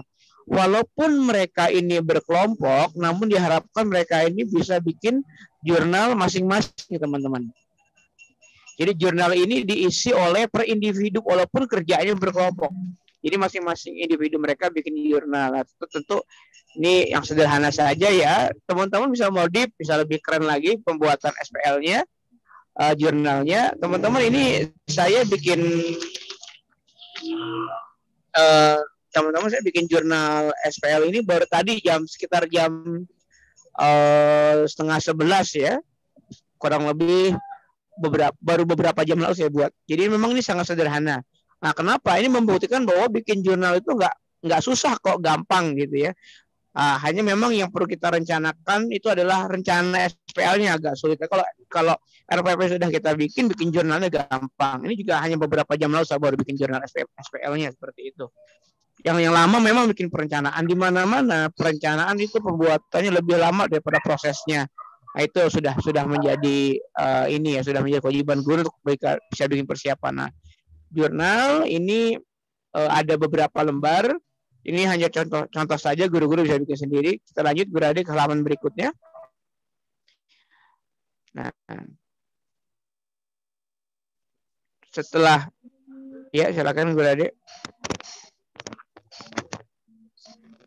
Nah, ini di halaman yang kedua, di sini ada penjelasan sedikit ya terkait dengan apa itu SPL. Nah, ini petunjuk ya, contoh-contoh petunjuk yang bisa nanti dipakai oleh siswa. Jadi ada pengertian SPL merupakan strategi pembelajaran bersiklus dalam memecahkan permasalahan teraktual melalui usaha rintisan yang inovatif dan produktif. Berikut tahapan-tahapannya, ada 10 tahapan. Nah, ini agar jurnal ini juga bisa dibaca juga oleh orang tua dan masyarakat seperti itu. Oh, ini loh yang sedang dikerjakan oleh anak-anak kita, yaitu bikin startup seperti itu. Ya, kemudian berikutnya lagi Guru Ade.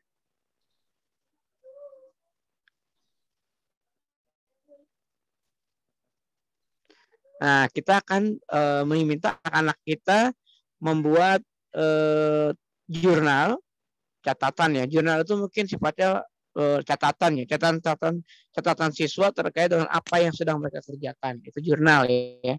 Catatan apa yang sudah mereka kerjakan itu jurnal namanya. Jurnal siswa. Atau kalau dalam bahasa yang lain kronik juga bisa. Ini kita menggunakan istilah jurnal. Jadi untuk yang pertama ini ada terkait dengan inkubasi ya teman-teman. Inkubasi yaitu menyiapkan ide rintisan. Nah, teman-teman guru mendorong agar siswa bisa mengisinya nih, yaitu masalah apa yang sering terjadi di lingkungan sekitar. Kemudian kira-kira apa penyebabnya dan apa solusinya, bagaimana solusinya untuk membantu mengatasi permasalahan tersebut. Jadi ini diisi oleh siswa. Ya, tentu ini saya lupa. Ini contoh untuk jurnal kelas 3 atau 4 ya, jurnal kelas 3 atau kelas 4. Nanti kalau kelas 1 tentu bahasanya lebih dipermudah, fontnya lebih diperbesar gitu ya. Dan kemudian juga nanti pertanyaannya lebih dipermudah agar siswanya nggak bingung. Ini kelas 3, kelas 4. Kalau kelas 6 bisa lebih ditinggikan lagi seperti ini, contoh buat kelas 3 atau kelas 4 ya. Saya pikir sudah bisa dipahami lah buat kelas 3 kalau kelas 4. Nanti kalau kelas 6 nanti harus agak diperbanyak lagi pertanyaannya. Ini sederhana saja. Ini halaman yang pertama, yang berikutnya lagi. Guru Ade masih masuk ke inkubasi juga. Ya. Nah, kemudian ada lagi 3 pertanyaan. Pertama, ide usaha rintisan apa yang hendak kamu tawarkan? Nah, ini dia disuruh cerita nih. Ide usaha rintisan apa yang hendak kamu tawarkan dan siapa saja teman yang akan kamu ajak masuk ke dalam kerjaanmu seperti itu. Nah, ini 2 pertanyaan. Yang pertanyaan berikutnya adalah jelaskan langkah-langkah menjalankan ide usaha rintisan tersebut. Mulai dari A sampai Z-nya itu mereka harus punya langkah-langkahnya gitu. Nah, kalau kelas 6 ya sebagaimana kemarin sudah kita bahas, kalau bisa langkah-langkah ini sudah dalam bentuk proposal ya. Ya, hanya saya tidak bikin contoh proposalnya di sini. Tapi kalau kelas 6 bisa bikin proposal sederhana saja. Tidak rumit. Tapi kalau kelas 3, kelas 4 cukup dia bisa menuliskan secara detail langkah-langkah kerja mereka dalam mengupayakan atau menjalankan ide usaha rintisan tersebut. Nah, ini untuk yang inkubasi. Berikutnya lagi yang untuk startup, tahapan startup di bawah.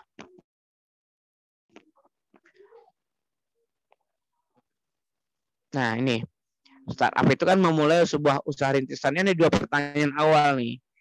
Ceritakan bagaimana kamu memohon dukungan dari keluarga dan orang-orang di sekitarmu untuk mewujudkan usaha rintisan ini. Jadi diceritakan bagaimana dia berkomunikasi dengan orang tua atau keluarga dan juga masyarakat ketika dia ingin melakukan suatu SPL. Diceritakan.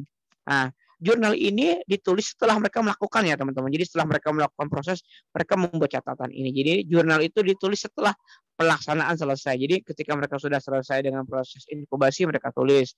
Setelah mereka selesai dengan proses startup, dia nulis. Dan ceritakan pengalamanmu dalam memulai ide usaha rintisan ini. Misalkan dia cerita ya ternyata capek juga ya menyiapkan sebuah tempat, ternyata tidak mudah, banyak hal yang harus kita hadapi di awal, di antaranya kita nyiapin beberapa barang. Kita suruh cerita aja mereka seperti itu. Lanjut Grade.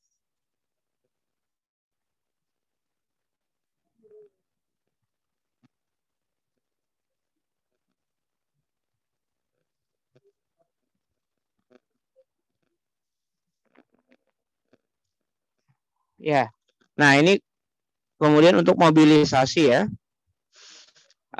Untuk mobilisasi tentu mereka akan cerita bagaimana dia mengevaluasi tentang apa yang dia kerjakan, bagaimana perkembangan usaha rintisanmu. Nah, ini diceritakan dari awal sampai akhir dia cerita tuh. Oh ya di awal saya ngapain, sampai akhir dia ngapain gitu.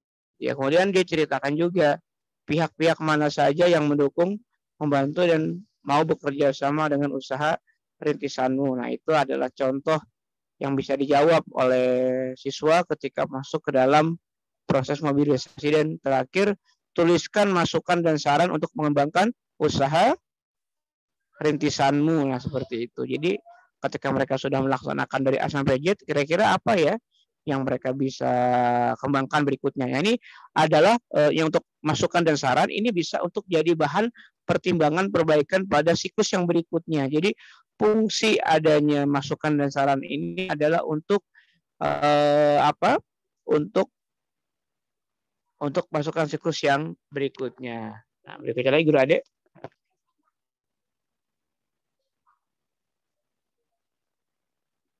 Ke bawah lagi.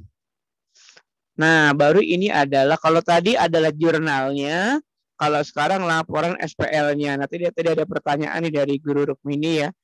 Apa bedanya SPL yang sekarang dengan SPL yang di tahun yang kemarin? Karena kan juga sama-sama ada laporannya. Betul ya?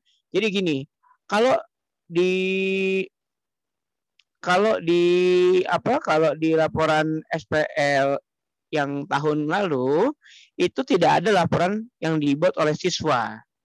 Tapi kalau tahun sekarang laporan itu dua, ada laporan yang dibuat oleh siswa, ini contohnya, dan nanti ada laporan yang dibuat oleh guru. Nah, laporan yang dibuat oleh guru namanya bukan laporan SPL, tapi laporan KGP. Beda ya. Jadi kalau laporan SPL itu dibuat oleh siswa, karena yang mengerjakan SPL adalah siswanya, bukan gurunya. Lagi-lagi saya perlu ingatkan bahwa SPL ini dikerjakan oleh muridnya, bukan gurunya. Nah, sedangkan gurunya ini bikin laporan KGP. Kalau terkait dengan laporan KGP, nanti akan diberikan petunjuknya oleh dari SG Pusat ya, seperti itu. Tidak di hari ini. Jadi ini contoh laporan yang bisa dibuat oleh siswa. Nah, tadi pertanyaan bagus dari Guru Widya juga kan. Ini kan berat ya buat kelas 1. Betul, ini berat. Karena contoh ini bukan contoh untuk anak kelas 1. Tapi ini adalah contoh untuk anak kelas 3 atau kelas 4. Nah, kalau kelas 1 tentu harus dibuat seringan mungkin. Sesuai dengan kemampuan mereka. Ini hanya contoh saja, teman-teman. Jadi tidak untuk ini tidak untuk kelas 1. Tapi kalau untuk kelas 5, kelas 6, ini mungkin sudah masih terlalu enteng ya, masih agak enteng lah buat kelas 5, kelas 6, terutama kelas 6. Nah, buat kelas 6 mungkin agak dibuatnya agak lebih sulit seperti itu. Karena tujuan pembuatan laporan ini kita membiasakan diri agar pertama tujuannya SPL ini untuk meningkatkan juga literasi siswa. Karena bagaimanapun juga SDMI adalah sekolah yang harus kaya dengan literasi, kaya dengan pengayaan literasi. Nah, ini kita sebut dengan pengayaan literasi. Jadi kita dorong aktivitas apapun yang ada di sekolah dasar, mereka mau belajar apapun harus ada aktivitas belajar membaca dan menulis, mengembangkan literasi mereka. Nah, ini contoh. Nah, kalau kelas 1, kelas 2 nanti tentu laporannya tidak serumit ini ya, atau jurnalnya tidak serumit ini. Dibikin sangat-sangat mudah. Bahkan kalau perlu nggak perlu bikin laporan tertulis, bisa juga mereka menggambar saja bisa. Laporannya dalam bentuk menggambar atau jurnalnya dalam bentuk menggambar. Ya, itu nanti guru-guru yang paling paham. Jadi ini hanya contoh, tidak perlu diikuti juga nggak apa-apa, tapi yang jelas harus ada yang namanya jurnal dan ada laporannya. Tapi semuanya formatnya terserah guru-guru masing-masing. Jadi tentu kalau kelas 1 lebih mudah ya, agar bisa dipahami. Ini contoh SPL untuk kelas 3, kelas 4 ya. Nah, ini bisa dimodif juga sama. Pertama nih, ini mereka laporan di sini ya, kalau untuk yang untuk yang kelas 3, kelas 4 mereka disuruh jawab saja, disuruh menjawab pertanyaan saja. Misalkan jelaskan secara singkat tentang jenis usaha rintisan yang kamu kerjakan. Misalkan saya bikin yang namanya taman bermain anak ya, atau taman bermain literasi. Apa sih yang dikerjakan di sana? Anak bisa bermain huruf menggunakan permainan-permainan tertentu. Itu mereka bisa menjelaskan. Kemudian apa alasan kamu membuat usaha rintisan ini? Ya betul, Guru Ira nanti akan ini insya Allah Guru Ade akan memberikan ya. Kalau tidak salah ini sudah di-share contoh file ini ya teman-teman. Berikutnya lagi Guru Ade di bawahnya lagi. Ini contoh-contoh. Jadi kalau untuk kelas 3, kelas 4 bentuknya pertanyaan saja. Tapi kalau untuk kelas 6 mereka bisa bikin laporan sendiri ya, bikin laporan kegiatan ya. Kemudian paparkan pembagian tugas dalam kelompokmu. Si A ngapain, si B ngapain, si C ngapain. Kemudian di mana lokasi usaha rintisan dilaksanakan. Misalkan ini dilaksanakan di Pos Ronda RT 4 RW 5 kampung apa, itu silahkan ditulis. Atau ini dilakukan bekerjasama dengan majelis taklim apa, ini bisa. Atau ini dilakukan di balai desa juga bisa. Oh, ini dilakukan di rumah penduduk, rumahnya Pak siapa, ini bisa. Dan modal, bahan, dan peralatan apa saja yang kamu pakai, ya ini bisa juga seperti itu. Ini tulis, misalkan saya menggunakan papan tulis, membutuhkan kapur, spidol, buku-buku, lemari, itu ditulis. Mereka mencatat apa yang sudah mereka kumpulkan selama ini untuk membuat SPL. Dan siapa saja yang mendukung, membantu usaha rintisanmu. Nah, ini bisa agak di bawah dikit Guru Ade. Nah, siapa saja? Misalkan yang dukung, misalkan Pak RT. Nah, Pak RT ini kontribusinya apa? Gitu ya. Oh, ini ada Pak, ada Bu juga nih kepala PKK RW juga nih. Nah, ngapain tuh Bu kepala RW, bantunya apa? Itu dijelasin oleh mereka. Gampang kok. Insya Allah kalau kelas 3 ke 4 bisa menjawab ini. Ya, kalau mereka belum bisa jawab, tolong dibimbing ya. Ya, kalau mereka belum bisa jawab, ini mereka mohon dibimbing untuk bisa menjawabnya. Jadi kalau ada yang mungkin ya ada beberapa anak mungkin yang agak susah memahami, nah ini dibantu agar mereka ini paham. Ini nggak apa-apa. Kemudian berikutnya lagi udah ada di halaman berikutnya. Jelaskan alur proses pelaksanaan usaha rintisan dari awal sampai akhir. Nah, tadi ini hampir sama dengan yang di atas, dengan yang tadi jurnal. Ini mereka disuruh menceritakan ulang, ya, menceritakan ulang dari siklus 1, siklus 2 sampai siklus atau terserah tergantung berapa siklus ya. Diceritakan per siklusnya mereka ngapain aja gitu kan.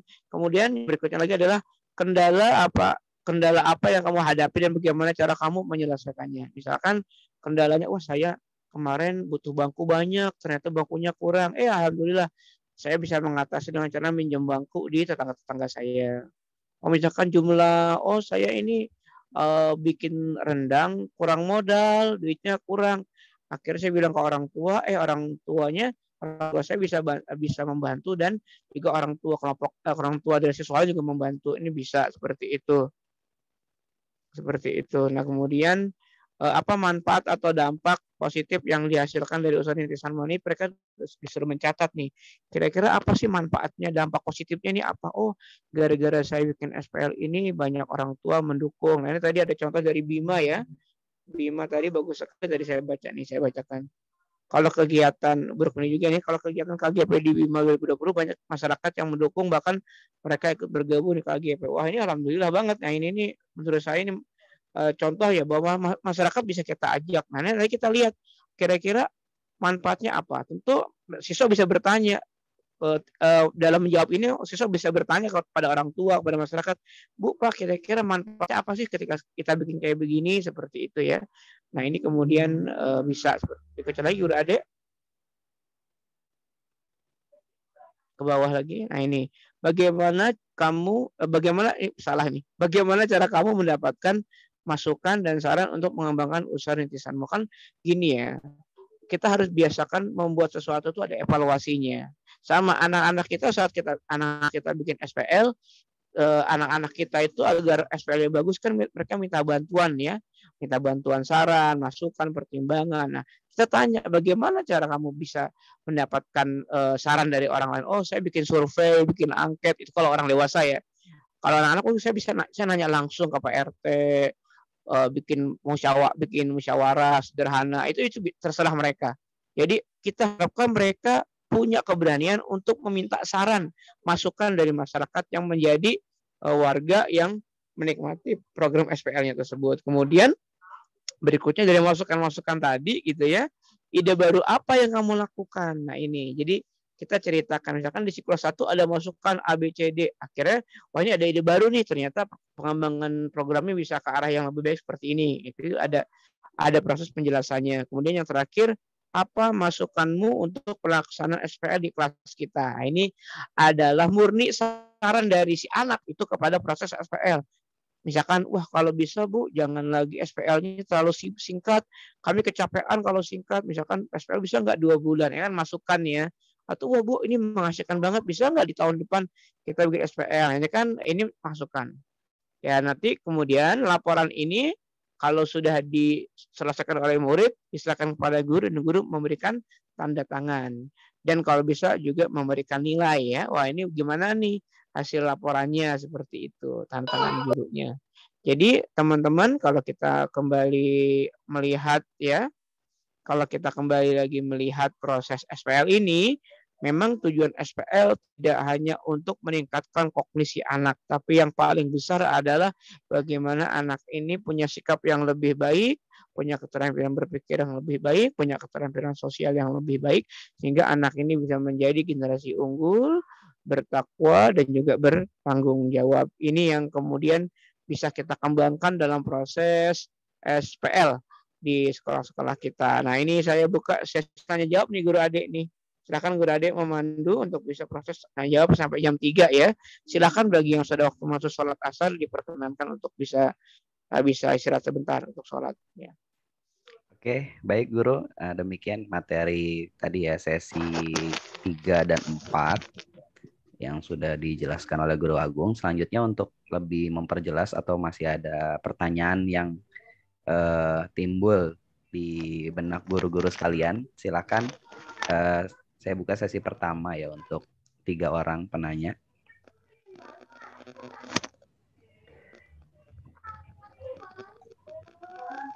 Oke, ini di chat ya.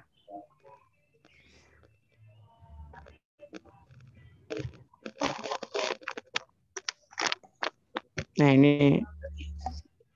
Oke, ini ada di chat 1. Metode dan strategi yang baik untuk bisa mengajak dan meyakinkan anak kelas 1 bahwa mengikuti SPL sangat bagus. Apa tuh Guru? Oh ya, metode dan strategi yang baik untuk bisa mengajak dan meyakinkan anak kelas 1 bahwa mengikuti SPL sangat bagus. Pertama begini, kelas 1 ini kalau kita melihat catatan yang kemarin, memang kelas 1 ini pasti akan kebingungan mencari inisiatif SPL yang cocok buat mereka ya. Nah, untuk itu kita bisa dalam prosesnya kita bisa memberikan tawaran. Jadi ide-ide pertama caranya adalah ide SPL ini kalau memang mereka kesulitan dalam memilih ide, kita bisa berikan contoh. Nah, jadi kita yang membantu memikirkan idenya apa ya, bikin SPL apa ya, kita memikirkan idenya. Tapi kalau bisa memang idenya ini betul-betul sesuai dengan anak kelas 1. Nanti kita tanya dalam proses inkubasi itu, kita tanya, nah kira-kira yang menarik apa ya gitu ya. Nah ini tentu semuanya kembali ke anak-anak itu sendiri. Saya tidak mungkin memberikan contoh yang lebih real ya, karena memang yang paling paham tentu adalah guru-gurunya. Ini guru-guru bisa bertanya kepada anak-anak ini kira-kira gimana ya SPL yang bagus, SPL yang enak, SPL menarik ya. Dan tentu pilihkan yang sederhana saja. Pilihkan yang sangat sederhana. Contohnya apa ya, anak kelas 1 itu, anak kelas 1 kan masih senangnya kan bermain gitu ya. Senangnya bermain gitu. Nah ini bisa kemudian mungkin menggunakan SPL yang fokusnya pada memancing permainan-permainan anak. Ini bisa. Jadi SPL-nya bisa dalam bentuk permainan gitu. Nah, ini dan permainannya memang kebanyakan menggunakan fisik. Misalkan mereka bikin SPL-nya itu apa ya, bulu tangkis bisa juga. SPL bikin turnamen bulu tangkis, bisa kan? Bisa. Bikin turnamen bulu tangkis bisa. Atau permainan-permainan lain yang menyenangkan ya, permainan rakyat ya. Kita nggak tahu nih, daerah-daerah kan setiap masing-masing punya. Bisa bikin festival permainan anak, tentu dengan menjaga jarak ya, dengan menggunakan 3M ini bisa. Jadi SPA-nya itu bikin yang mereka bikin senang lah. Yang berikutnya lagi adalah pastikan kita punya komunikasi dengan orang tua ya, agar orang tua membantu. Lagi-lagi kalau kelas 1 harus banyak dibantu. Jadi kalau kemarin tadi kita juga sudah jelaskan bahwa dalam proses inkubasi memang keterlibatan orang tua, keterlibatan guru dengan siswa harus sangat kuat ya. Tapi namun kemudian kalau untuk proses yang startup dan juga mobilisasi ini banyak membutuhkan bantuan bimbingan dari orang tua. Nah, ini kemudian pertanyaan berikutnya Guru Ade dari Guru Marni. Apakah TL melakukan SPL juga ke siswanya? Nah, ini nanti kalau ini sudah teknis ke KGP ya, nanti bisa nanya ke Guru Ade atau Guru Ami atau Guru Asep, apakah TL bisa melakukan SPL juga atau tidak gitu ya. Saya nggak berani jawab ini karena ini ranahnya manajemen SGI ya. Kalau saya fokus ke SPL dulu. Nah, ini dari Pak Dahlan ini ya, Pak Alan Beradan alias Pak Dahlan. Apakah bisa SPL itu dalam bentuk festival? Misalkan festival literasi. Bisa banget Pak Dahlan. Bisa banget asal siklusnya benar-benar dilalui ya. Asalkan tadi ya proses inkubasi, kemudian startup, mobilisasi ini dipenuhi. Sama seperti tadi kayak turnamen bulu tangkis atau turnamen permainan rakyat. Nah, itu bisa juga. Yang penting prosesnya dilewati sesuai dengan tahapan SPL ya. Seperti itu. Kemudian dari Guru Maria, apakah SPL dapat dilakukan dengan siswa acak jenjang kelas baik sekolah yang berbeda? Nah, ini menarik ini. Bisa dengan syarat ada koordinasi Ibu Maria. Jadi kalau yang memang yang saya contohkan ini memang belum mencontohkan penggunaan siswa acak belum ya. Tapi kalau ingin acak misalkan kelas 3, kelas 5 gabung dan dari sekolah yang berbeda gitu ya, bisa saja asalkan Ibu Maria bekerja sama, berkoordinasi dengan guru-guru yang ada seperti itu. Jadi misalkan Bu Maria ngajar kelas 3, kemudian ini ada anak kelas 5 yang pengen ikut, boleh juga nanti tinggal bilang ke anak guru kelas 5 kira-kira nanti ada proses diskusi. Nah, ini yang kita sebut dengan kolaborasi ya. Jadi bisa saja, karena namanya kolaborasi guru pemimpin berarti antar guru bisa melakukan yang namanya kolaborasi. Nanti tinggal sharing saja kira-kira KD-nya seperti apa gitu. Ini sangat mungkin terjadi, Guru Maria, tenang saja. Yang penting ada koordinasi agar tujuan pembelajarannya sesuai dengan KD masing-masing kelas ya. Tentu beda porsi, walaupun dalam satu kegiatan yang sama, tapi ada penekanan KD yang berbeda antara tingkatan kelas yang berbeda juga seperti itu.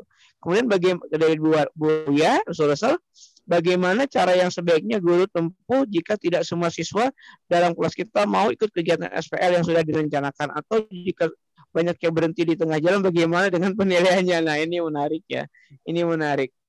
Jadi memang faktor kegagalan pasti terjadi ya, faktor kegagalan ini pasti terjadi. Nah, yang terpenting adalah kita harus kalau kemarin kita melihat dari 5 tugas guru itu dalam proses implementasi, salah satunya memang guru harus melakukan yang namanya coaching dan juga memotivasi siswa agar peristiwa seperti ini bisa kita mitigasi dari awal ya. Jadi kembali ke tadi pertanyaan yang sama dengan Bu Widya, sebetulnya kita harus agar siswa ini bisa mengikuti SPL sampai dengan akhir, kita harus pastikan bahwa SPL ini bukan untuk kepentingan guru, tapi ini untuk kepentingan siswa, didekatkan dengan kebutuhan siswa, didekatkan dengan kesukaan siswa. Jadi ini sifatnya tidak top down. Jadi di sini ada top down and bottom up. Jadi memang ada bimbingan dari guru, namun juga ada aspirasi dari siswa. Semestinya tidak terjadi ya. Karena tadi dalam proses pembuatan rencana siklus pun kita meminta masukan dari para siswa seperti itu ya. Kecuali kalau ada siswa yang ini ada siswa yang bermasalah yang benar-benar ngambek gak mau ikut. Kalau itu harus dikonseling. Nah, ini sudah beda bab nih Guru Rawiyah. Jadi kalau sebetulnya kan begini, ini tidak SPL, ini pembelajaran yang sangat disesuaikan dengan kondisi siswa. Semestinya tidak ada siswa yang ngambek, semestinya tidak ada siswa yang berhenti di tengah jalan, karena semuanya ini adalah demi kebutuhan mereka. Jadi mereka sendiri yang memilih, maka kita harus memotivasi, mengcoaching agar mereka ini berhasil. Namun apabila ada siswa yang bermasalah, kan ini tidak menutup kemungkinan ya ada siswa bermasalah, maka ini harus konseling. Ini sudah beda bab. Jadi harus ada konseling siswa seperti itu. Ini harus diselesaikan bersama, tentu dengan orang tua. Kalau konseling tidak bisa sendirian gurunya. Apalagi di SD tidak ada guru BK ya. Nah, ini bisa koordinasi dengan orang tua siswa. Seperti itu. Guru Maria kembali, guru tidak menggunakan sekolah asalnya, namun menggunakan siswa SD lain yang ada di lingkungan rumahnya. Enggak ada masalah. Lagi-lagi yang penting ada koordinasi. Ini yang paling penting ya, agar tidak terjadi kesalahpahaman seperti itu. Nanti bisa. Nah, hari ini sebetulnya sangat memungkinkan guru ya, kondisi Pak JJ kayak gini sebetulnya bisa. Ini kalau kita melihat rumusannya tidak ada masalah. Ada anak titipan gitu ya. Misalkan nih ada anak kita ini rumahnya di desa sebelah. Akhirnya dia dititipkan ke guru yang ada di desa sebelah. Sangat mungkin terjadi hari ini. Jadi semuanya kan bisa, yang penting ada komunikasi. Yang jadi masalah hari ini adalah harusnya antar gugus ya, ini antara sekolah dalam gugus bisa saling berkoordinasi. Dalam soal PJJ ini memang sekolah banyak yang ditutup di banyak tempat, terutama yang zona merah atau zona oranye. Nah, tapi kan sebetulnya bisa dilakukan PJJ ini dengan cara pembelajaran di rumah guru, ini bisa. Namun siswanya bisa mengambil dari siswa sekolah lain, sangat mungkin terjadi. Yang penting koordinasi. Apalagi ada kalau di SD ada gugus gitu ya. Tentu peran gugus ini sangat penting untuk kita bisa berkoordinasi antar sekolah agar bisa guru-guru bisa bekerja sama. Sangat mungkin terjadi, tidak ada masalah. Kalau dalam prinsip ini tidak ada masalah, karena kalau kita menggunakan kurikulum 2013 kita kembali ada prinsip semua bisa menjadi guru dan semua adalah murid. Jadi semua guru, semua murid. Itu kan kemarin prinsipnya. Jadi bisa saja, tidak ada masalah. Seperti itu teman-teman. Nah, ini untuk Guru Ikhwan nanti semoga dibuka kelas coaching dan konseling untuk aktivis SGI ya ini. Nah, ini saya langsung limpahkan ke Guru Asep nih. Semoga Guru Asep langsung bisa menimpali ini. Apalagi Guru Asep ini kan senang dengan kajian-kajian coaching ya. Nanti semoga bisa ya coaching dan konseling untuk aktivis guru terutama dalam proses KGP ya seperti itu. Nah, silakan guru-guru lain bagi yang ingin bertanya boleh chat, boleh bertanya langsung di forum ini. Ya, yang ingin istirahat sholat silahkan, nggak ada masalah.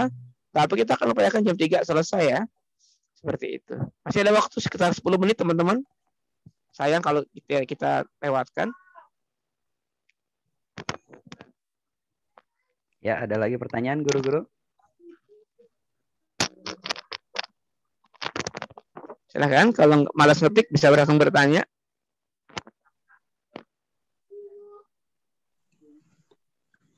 Guru Agung? Ya, saya silahkan. Ya, apakah jurnal SPL itu dibuat akhir atau awal kegiatan gitu maksudnya?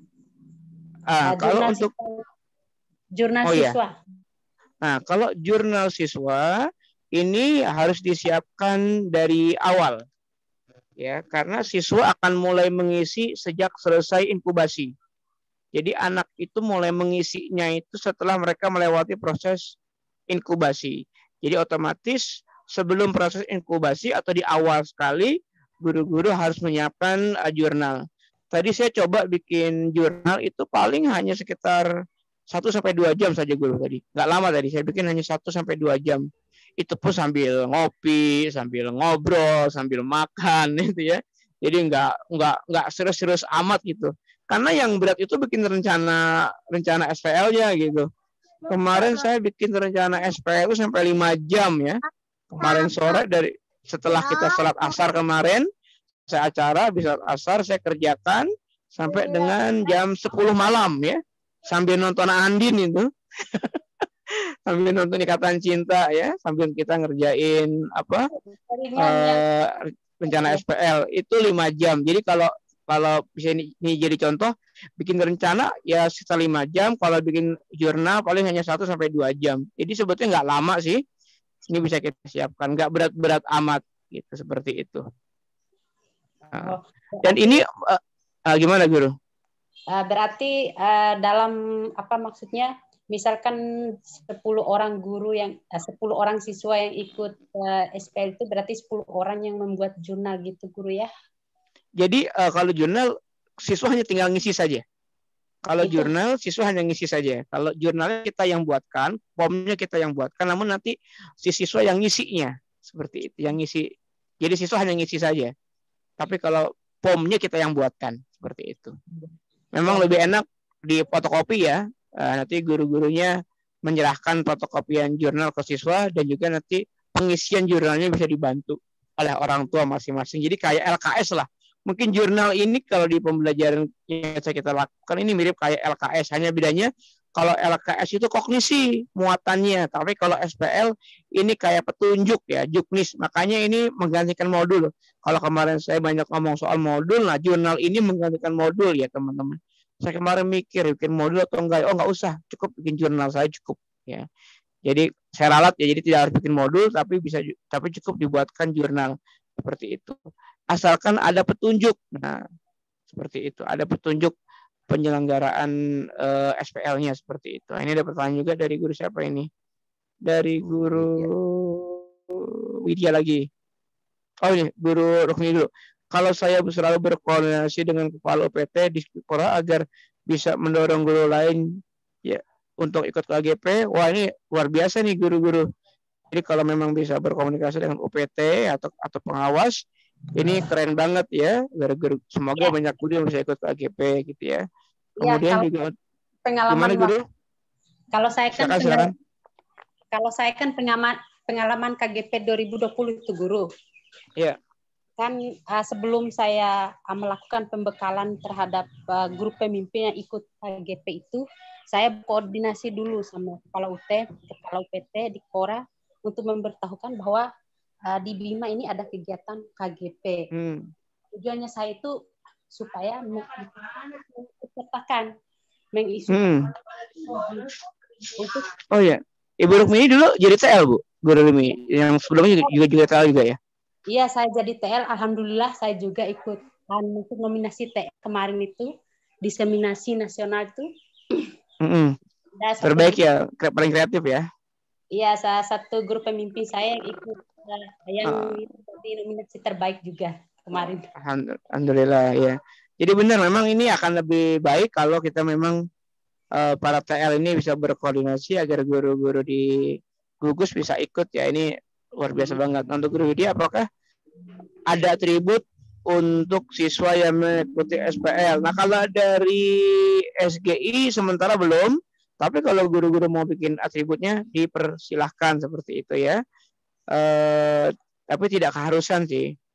Kemudian guru bagaimanakah model SPL bagi Kepsek untuk peningkatan kualitas guru yang bisa dijadikan modal buat PTS? Wow, bisa banget gitu ya.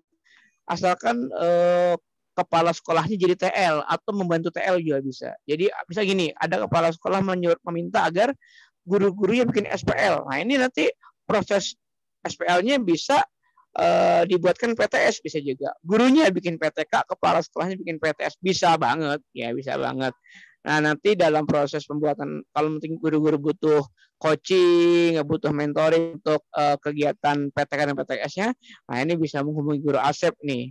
Guru Asep juga jago juga dia membantu teman-teman guru untuk bisa bikin PTK. Ya ini mumpung ya. Jadi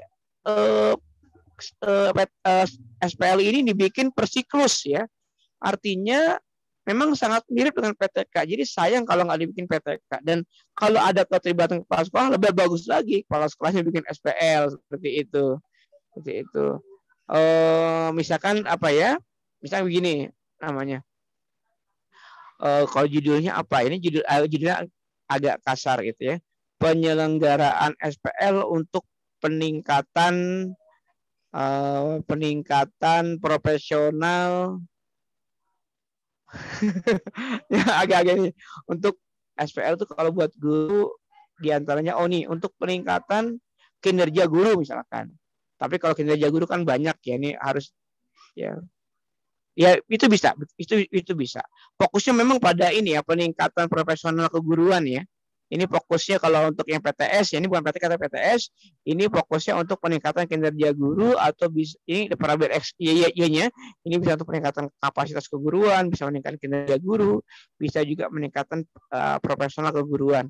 Nanti tinggal dilihat lagi teori yang tepatnya seperti apa. Ini bisa atau meningkatkan kekompakan di sekolah itu juga bisa. Atau meningkatkan efektivitas pembelajaran sekolah itu juga bisa. Jadi yang dilihat adalah efektivitas pembelajaran itu juga bisa. Bukan hasil belajar ya, tapi efektivitas belajar. Seperti itu. Nah ini untuk Bu Kasma Dewi. Bagaimana untuk di kelas itu guru? Bagaimana siswa bisa menuliskan laporannya? Terkendala saat pandemi ini membaca dan menulis siswa menurun dari waktu di masa normal. Mohon contoh yang simpel untuk SPL kelas 1. Waduh, saya sudah bikin. Gini aja deh, biar gampang. Untuk yang kelas 1 yang mungkin masih ada kendala untuk baca dan tulis, bisa dibuatkan gambar saja. Mereka disuruh gambar nggak apa-apa. Mereka disuruh gambar. Jadi laporannya diganti dalam bentuk gambar gitu ya. Namun kalau bisa ada keterangannya, misalkan ada gambar, misalkan anak-anak disuruh bikin apa nih? Tadi anak-anak bikin taman bermain, anak kelas 1 bikin taman bermain. Mereka disuruh cerita tuh, ceritanya dalam bentuk gambar. Mereka gambar ayun-ayunan, mereka gambar papan, nanti dijelasin ada guru, nanti orang tuh membantu, misalkan anak bermain ayunan, anak bermain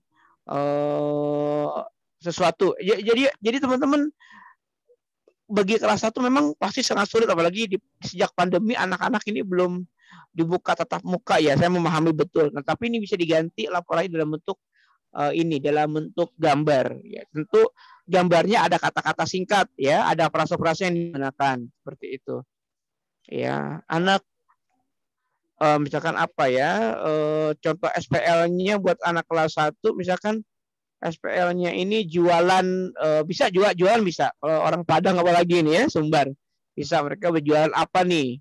Jadi mereka tuh nggak bikin sesuatu, yang bikin orang tuanya, tapi mereka berdagang. Mereka misalkan orang tuanya, kalau kemarin Bu Gita kan timnya itu ada guru yang bikin rendang ya, guru nggak apa-apa orang tuanya yang bikin rendang tapi anaknya yang berdagang. Nah ini bisa. Nah nanti mereka disuruh gambar, mereka dagang di jalan, jelaskan aku berdagang di pinggir jalan, banyak barang yang laku. Nah harganya berapa? Seperti itu. Termasuk juga untuk rubriknya, ini bagus juga pertanyaan dari Bu Dia, bagaimana rubrik untuk penilaian gambar dari laporan seperti yang dijelaskan tadi. Nah memang modifikasinya lain lagi yang ini. Harus ada contohnya memang ya, tapi tetap bisa kok, tetap bisa dibikin rubrik. Ya, misalkan rubriknya ini yang dinilai salah satunya kerapihan tulisan atau kejelasan tulisan, kejelasan gambar gitu ya. Ini bisa. Segala sesuatu bisa dirubrikkan ya, tentu sesuai dengan perkembangan usianya masing-masing. Gambar juga bisa. Karena lagi-lagi tujuannya tidak untuk kognitif. Yuk kita keluar dari paradigma bahwa belajar itu hanya proses kognitif. Tidak. Proses belajar itu melatih segala sesuatu. Nah, ini bisa kita nilai, bisa kita ukur. Nah, nanti bisa dilihat bagaimana ini. SPL ini nggak mesti wirausaha yang menghasilkan uang kah? Ini benar, bisa.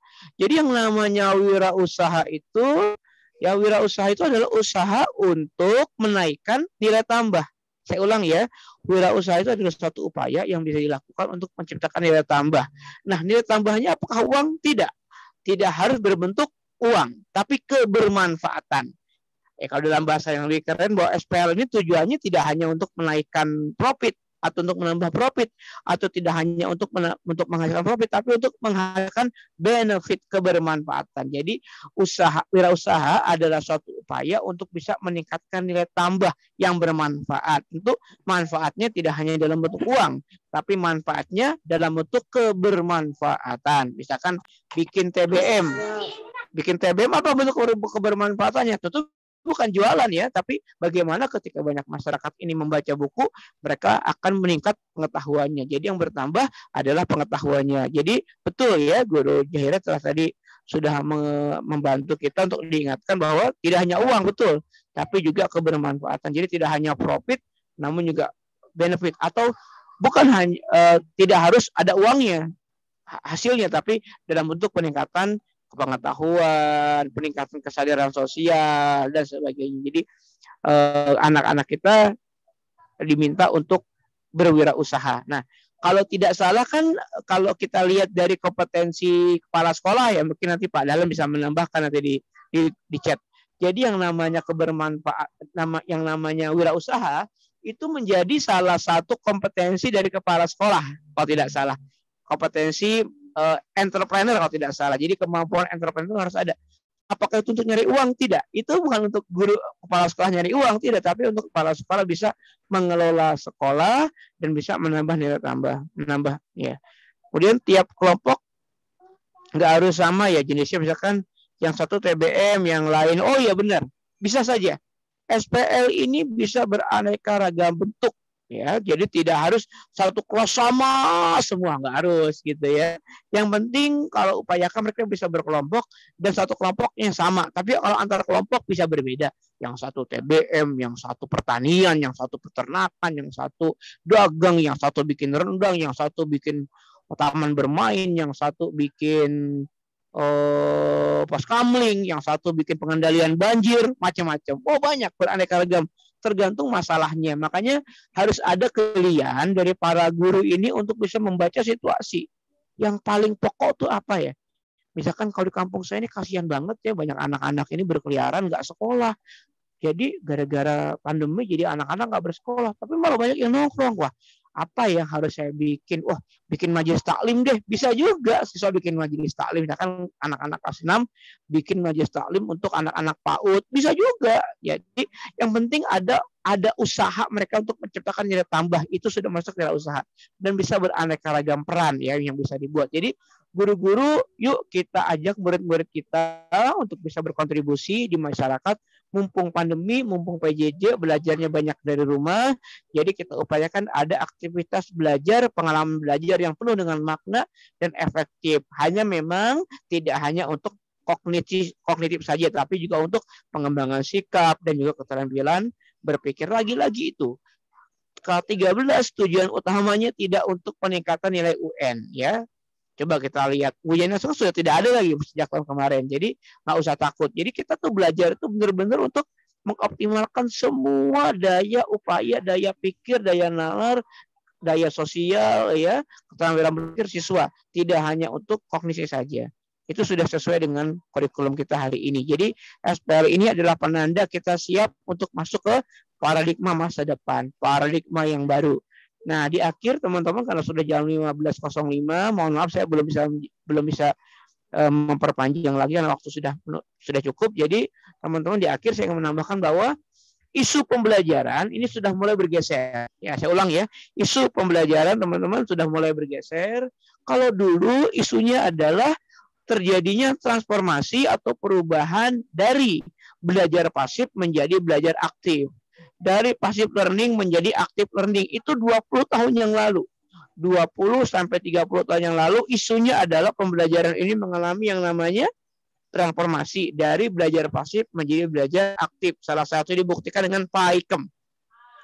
Namun isu pembelajaran ya di hari ini sejak munculnya K13 isunya sudah mulai berubah. Apa tuh isunya? Bahwa isunya bukan lagi bagaimana guru bisa melaksanakan pembelajaran aktif, tapi yang paling penting adalah bagaimana pembelajaran yang dilaksanakan di sekolah-sekolah, dimanapun tingkatnya, apapun jenjangnya, ini bisa membantu anak untuk memecahkan masalah. Jadi kalau dulu belajar harus aktif, guru menjadi fasilitator, maka kalau hari ini sudah berubah, guru adalah pemimpin yang akan memimpin siswanya dalam rangka memecahkan masalah di masing-masing wilayahnya. Jadi fokusnya memang bukan lagi belajar aktif. Wah, dari proses belajar yang pasif, ceramah, tanya jawab menjadi pembelajaran aktif. Tapi sekarang sudah berubah lagi. Sekarang ini fokusnya adalah ke pembelajaran untuk memecahkan masalah. Makanya salah satu model yang paling dipakai di K13 ada dua ya. Pertama adalah problem based learning (PBL) dan yang kedua adalah project based learning. Nah, di SG digabung kedua-duanya.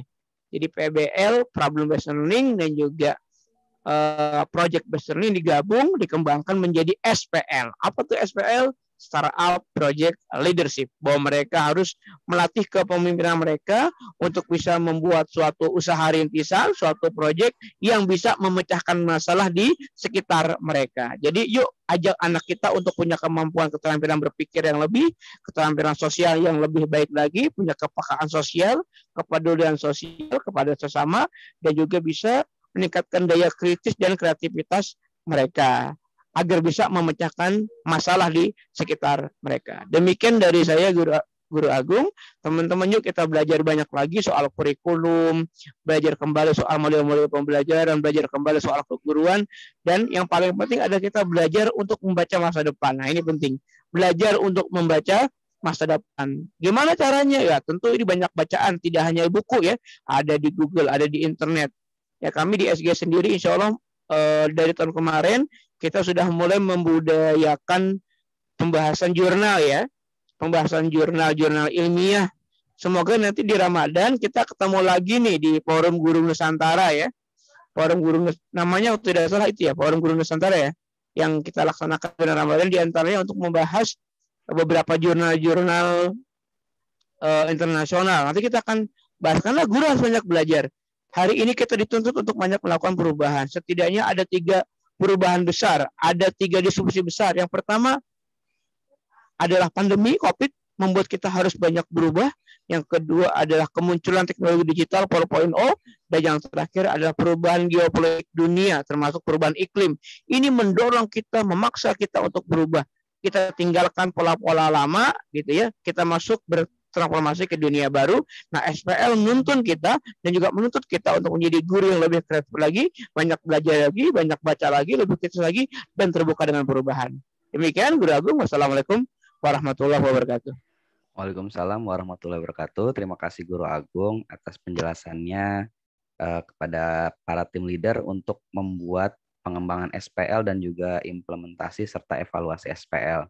Nah, ini nanti untuk para tim leader jika masih ada yang ingin ditanyakan bisa langsung ditanyakan di grup WhatsApp tim leader ya. Nanti akan dibantu saya dan Guru Ami untuk menjelaskan. Dan juga untuk para tim leader jangan lupa ini untuk mengisi presensi ya, presensi dan feedback untuk pembekalan hari ini. Dan juga dimohon untuk para tim leader memaksimalkan lagi untuk mengajak guru-gurunya, karena target kita ini kan 1000 guru pemimpin ya. Jadi dimaksimalkan lagi undangan berkolaborasinya untuk para guru, agar nanti ketika saatnya pelaksanaan itu sudah pembagian tim leader dan gurunya sudah sesuai dengan proporsinya gitu ya. Oke, terima kasih Guru Agung, terima kasih guru-guru semua sudah mengikuti pembekalan ini ya dari awal sampai akhir. Untuk lanjutan pembekalan yang hari Jumat itu nanti kita undur di hari Sabtu jam 1 ya. Jadi ya untuk hari Jumat ditiadakan dan dipindah ke hari Sabtunya. Oke, itu saja mungkin Guru. Kita akhiri kegiatan hari ini dengan baca hamdalah. Alhamdulillahirrabbilalamin. Saya Ade Munawar Lutfi undur diri. Mohon maaf. Billahi taufik wal hidayah. Assalamualaikum warahmatullahi wabarakatuh. Wassalamualaikum. Waalaikumsalam warahmatullahi wabarakatuh.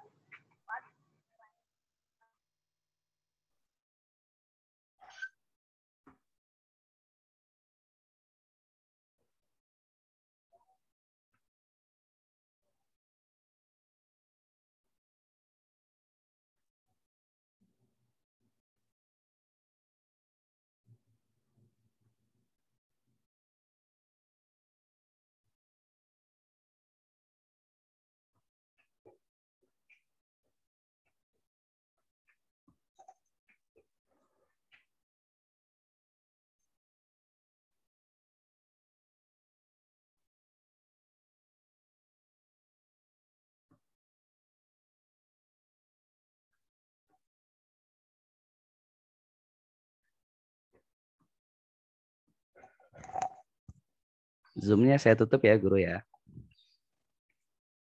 Sampai berjumpa lagi di hari Sabtu.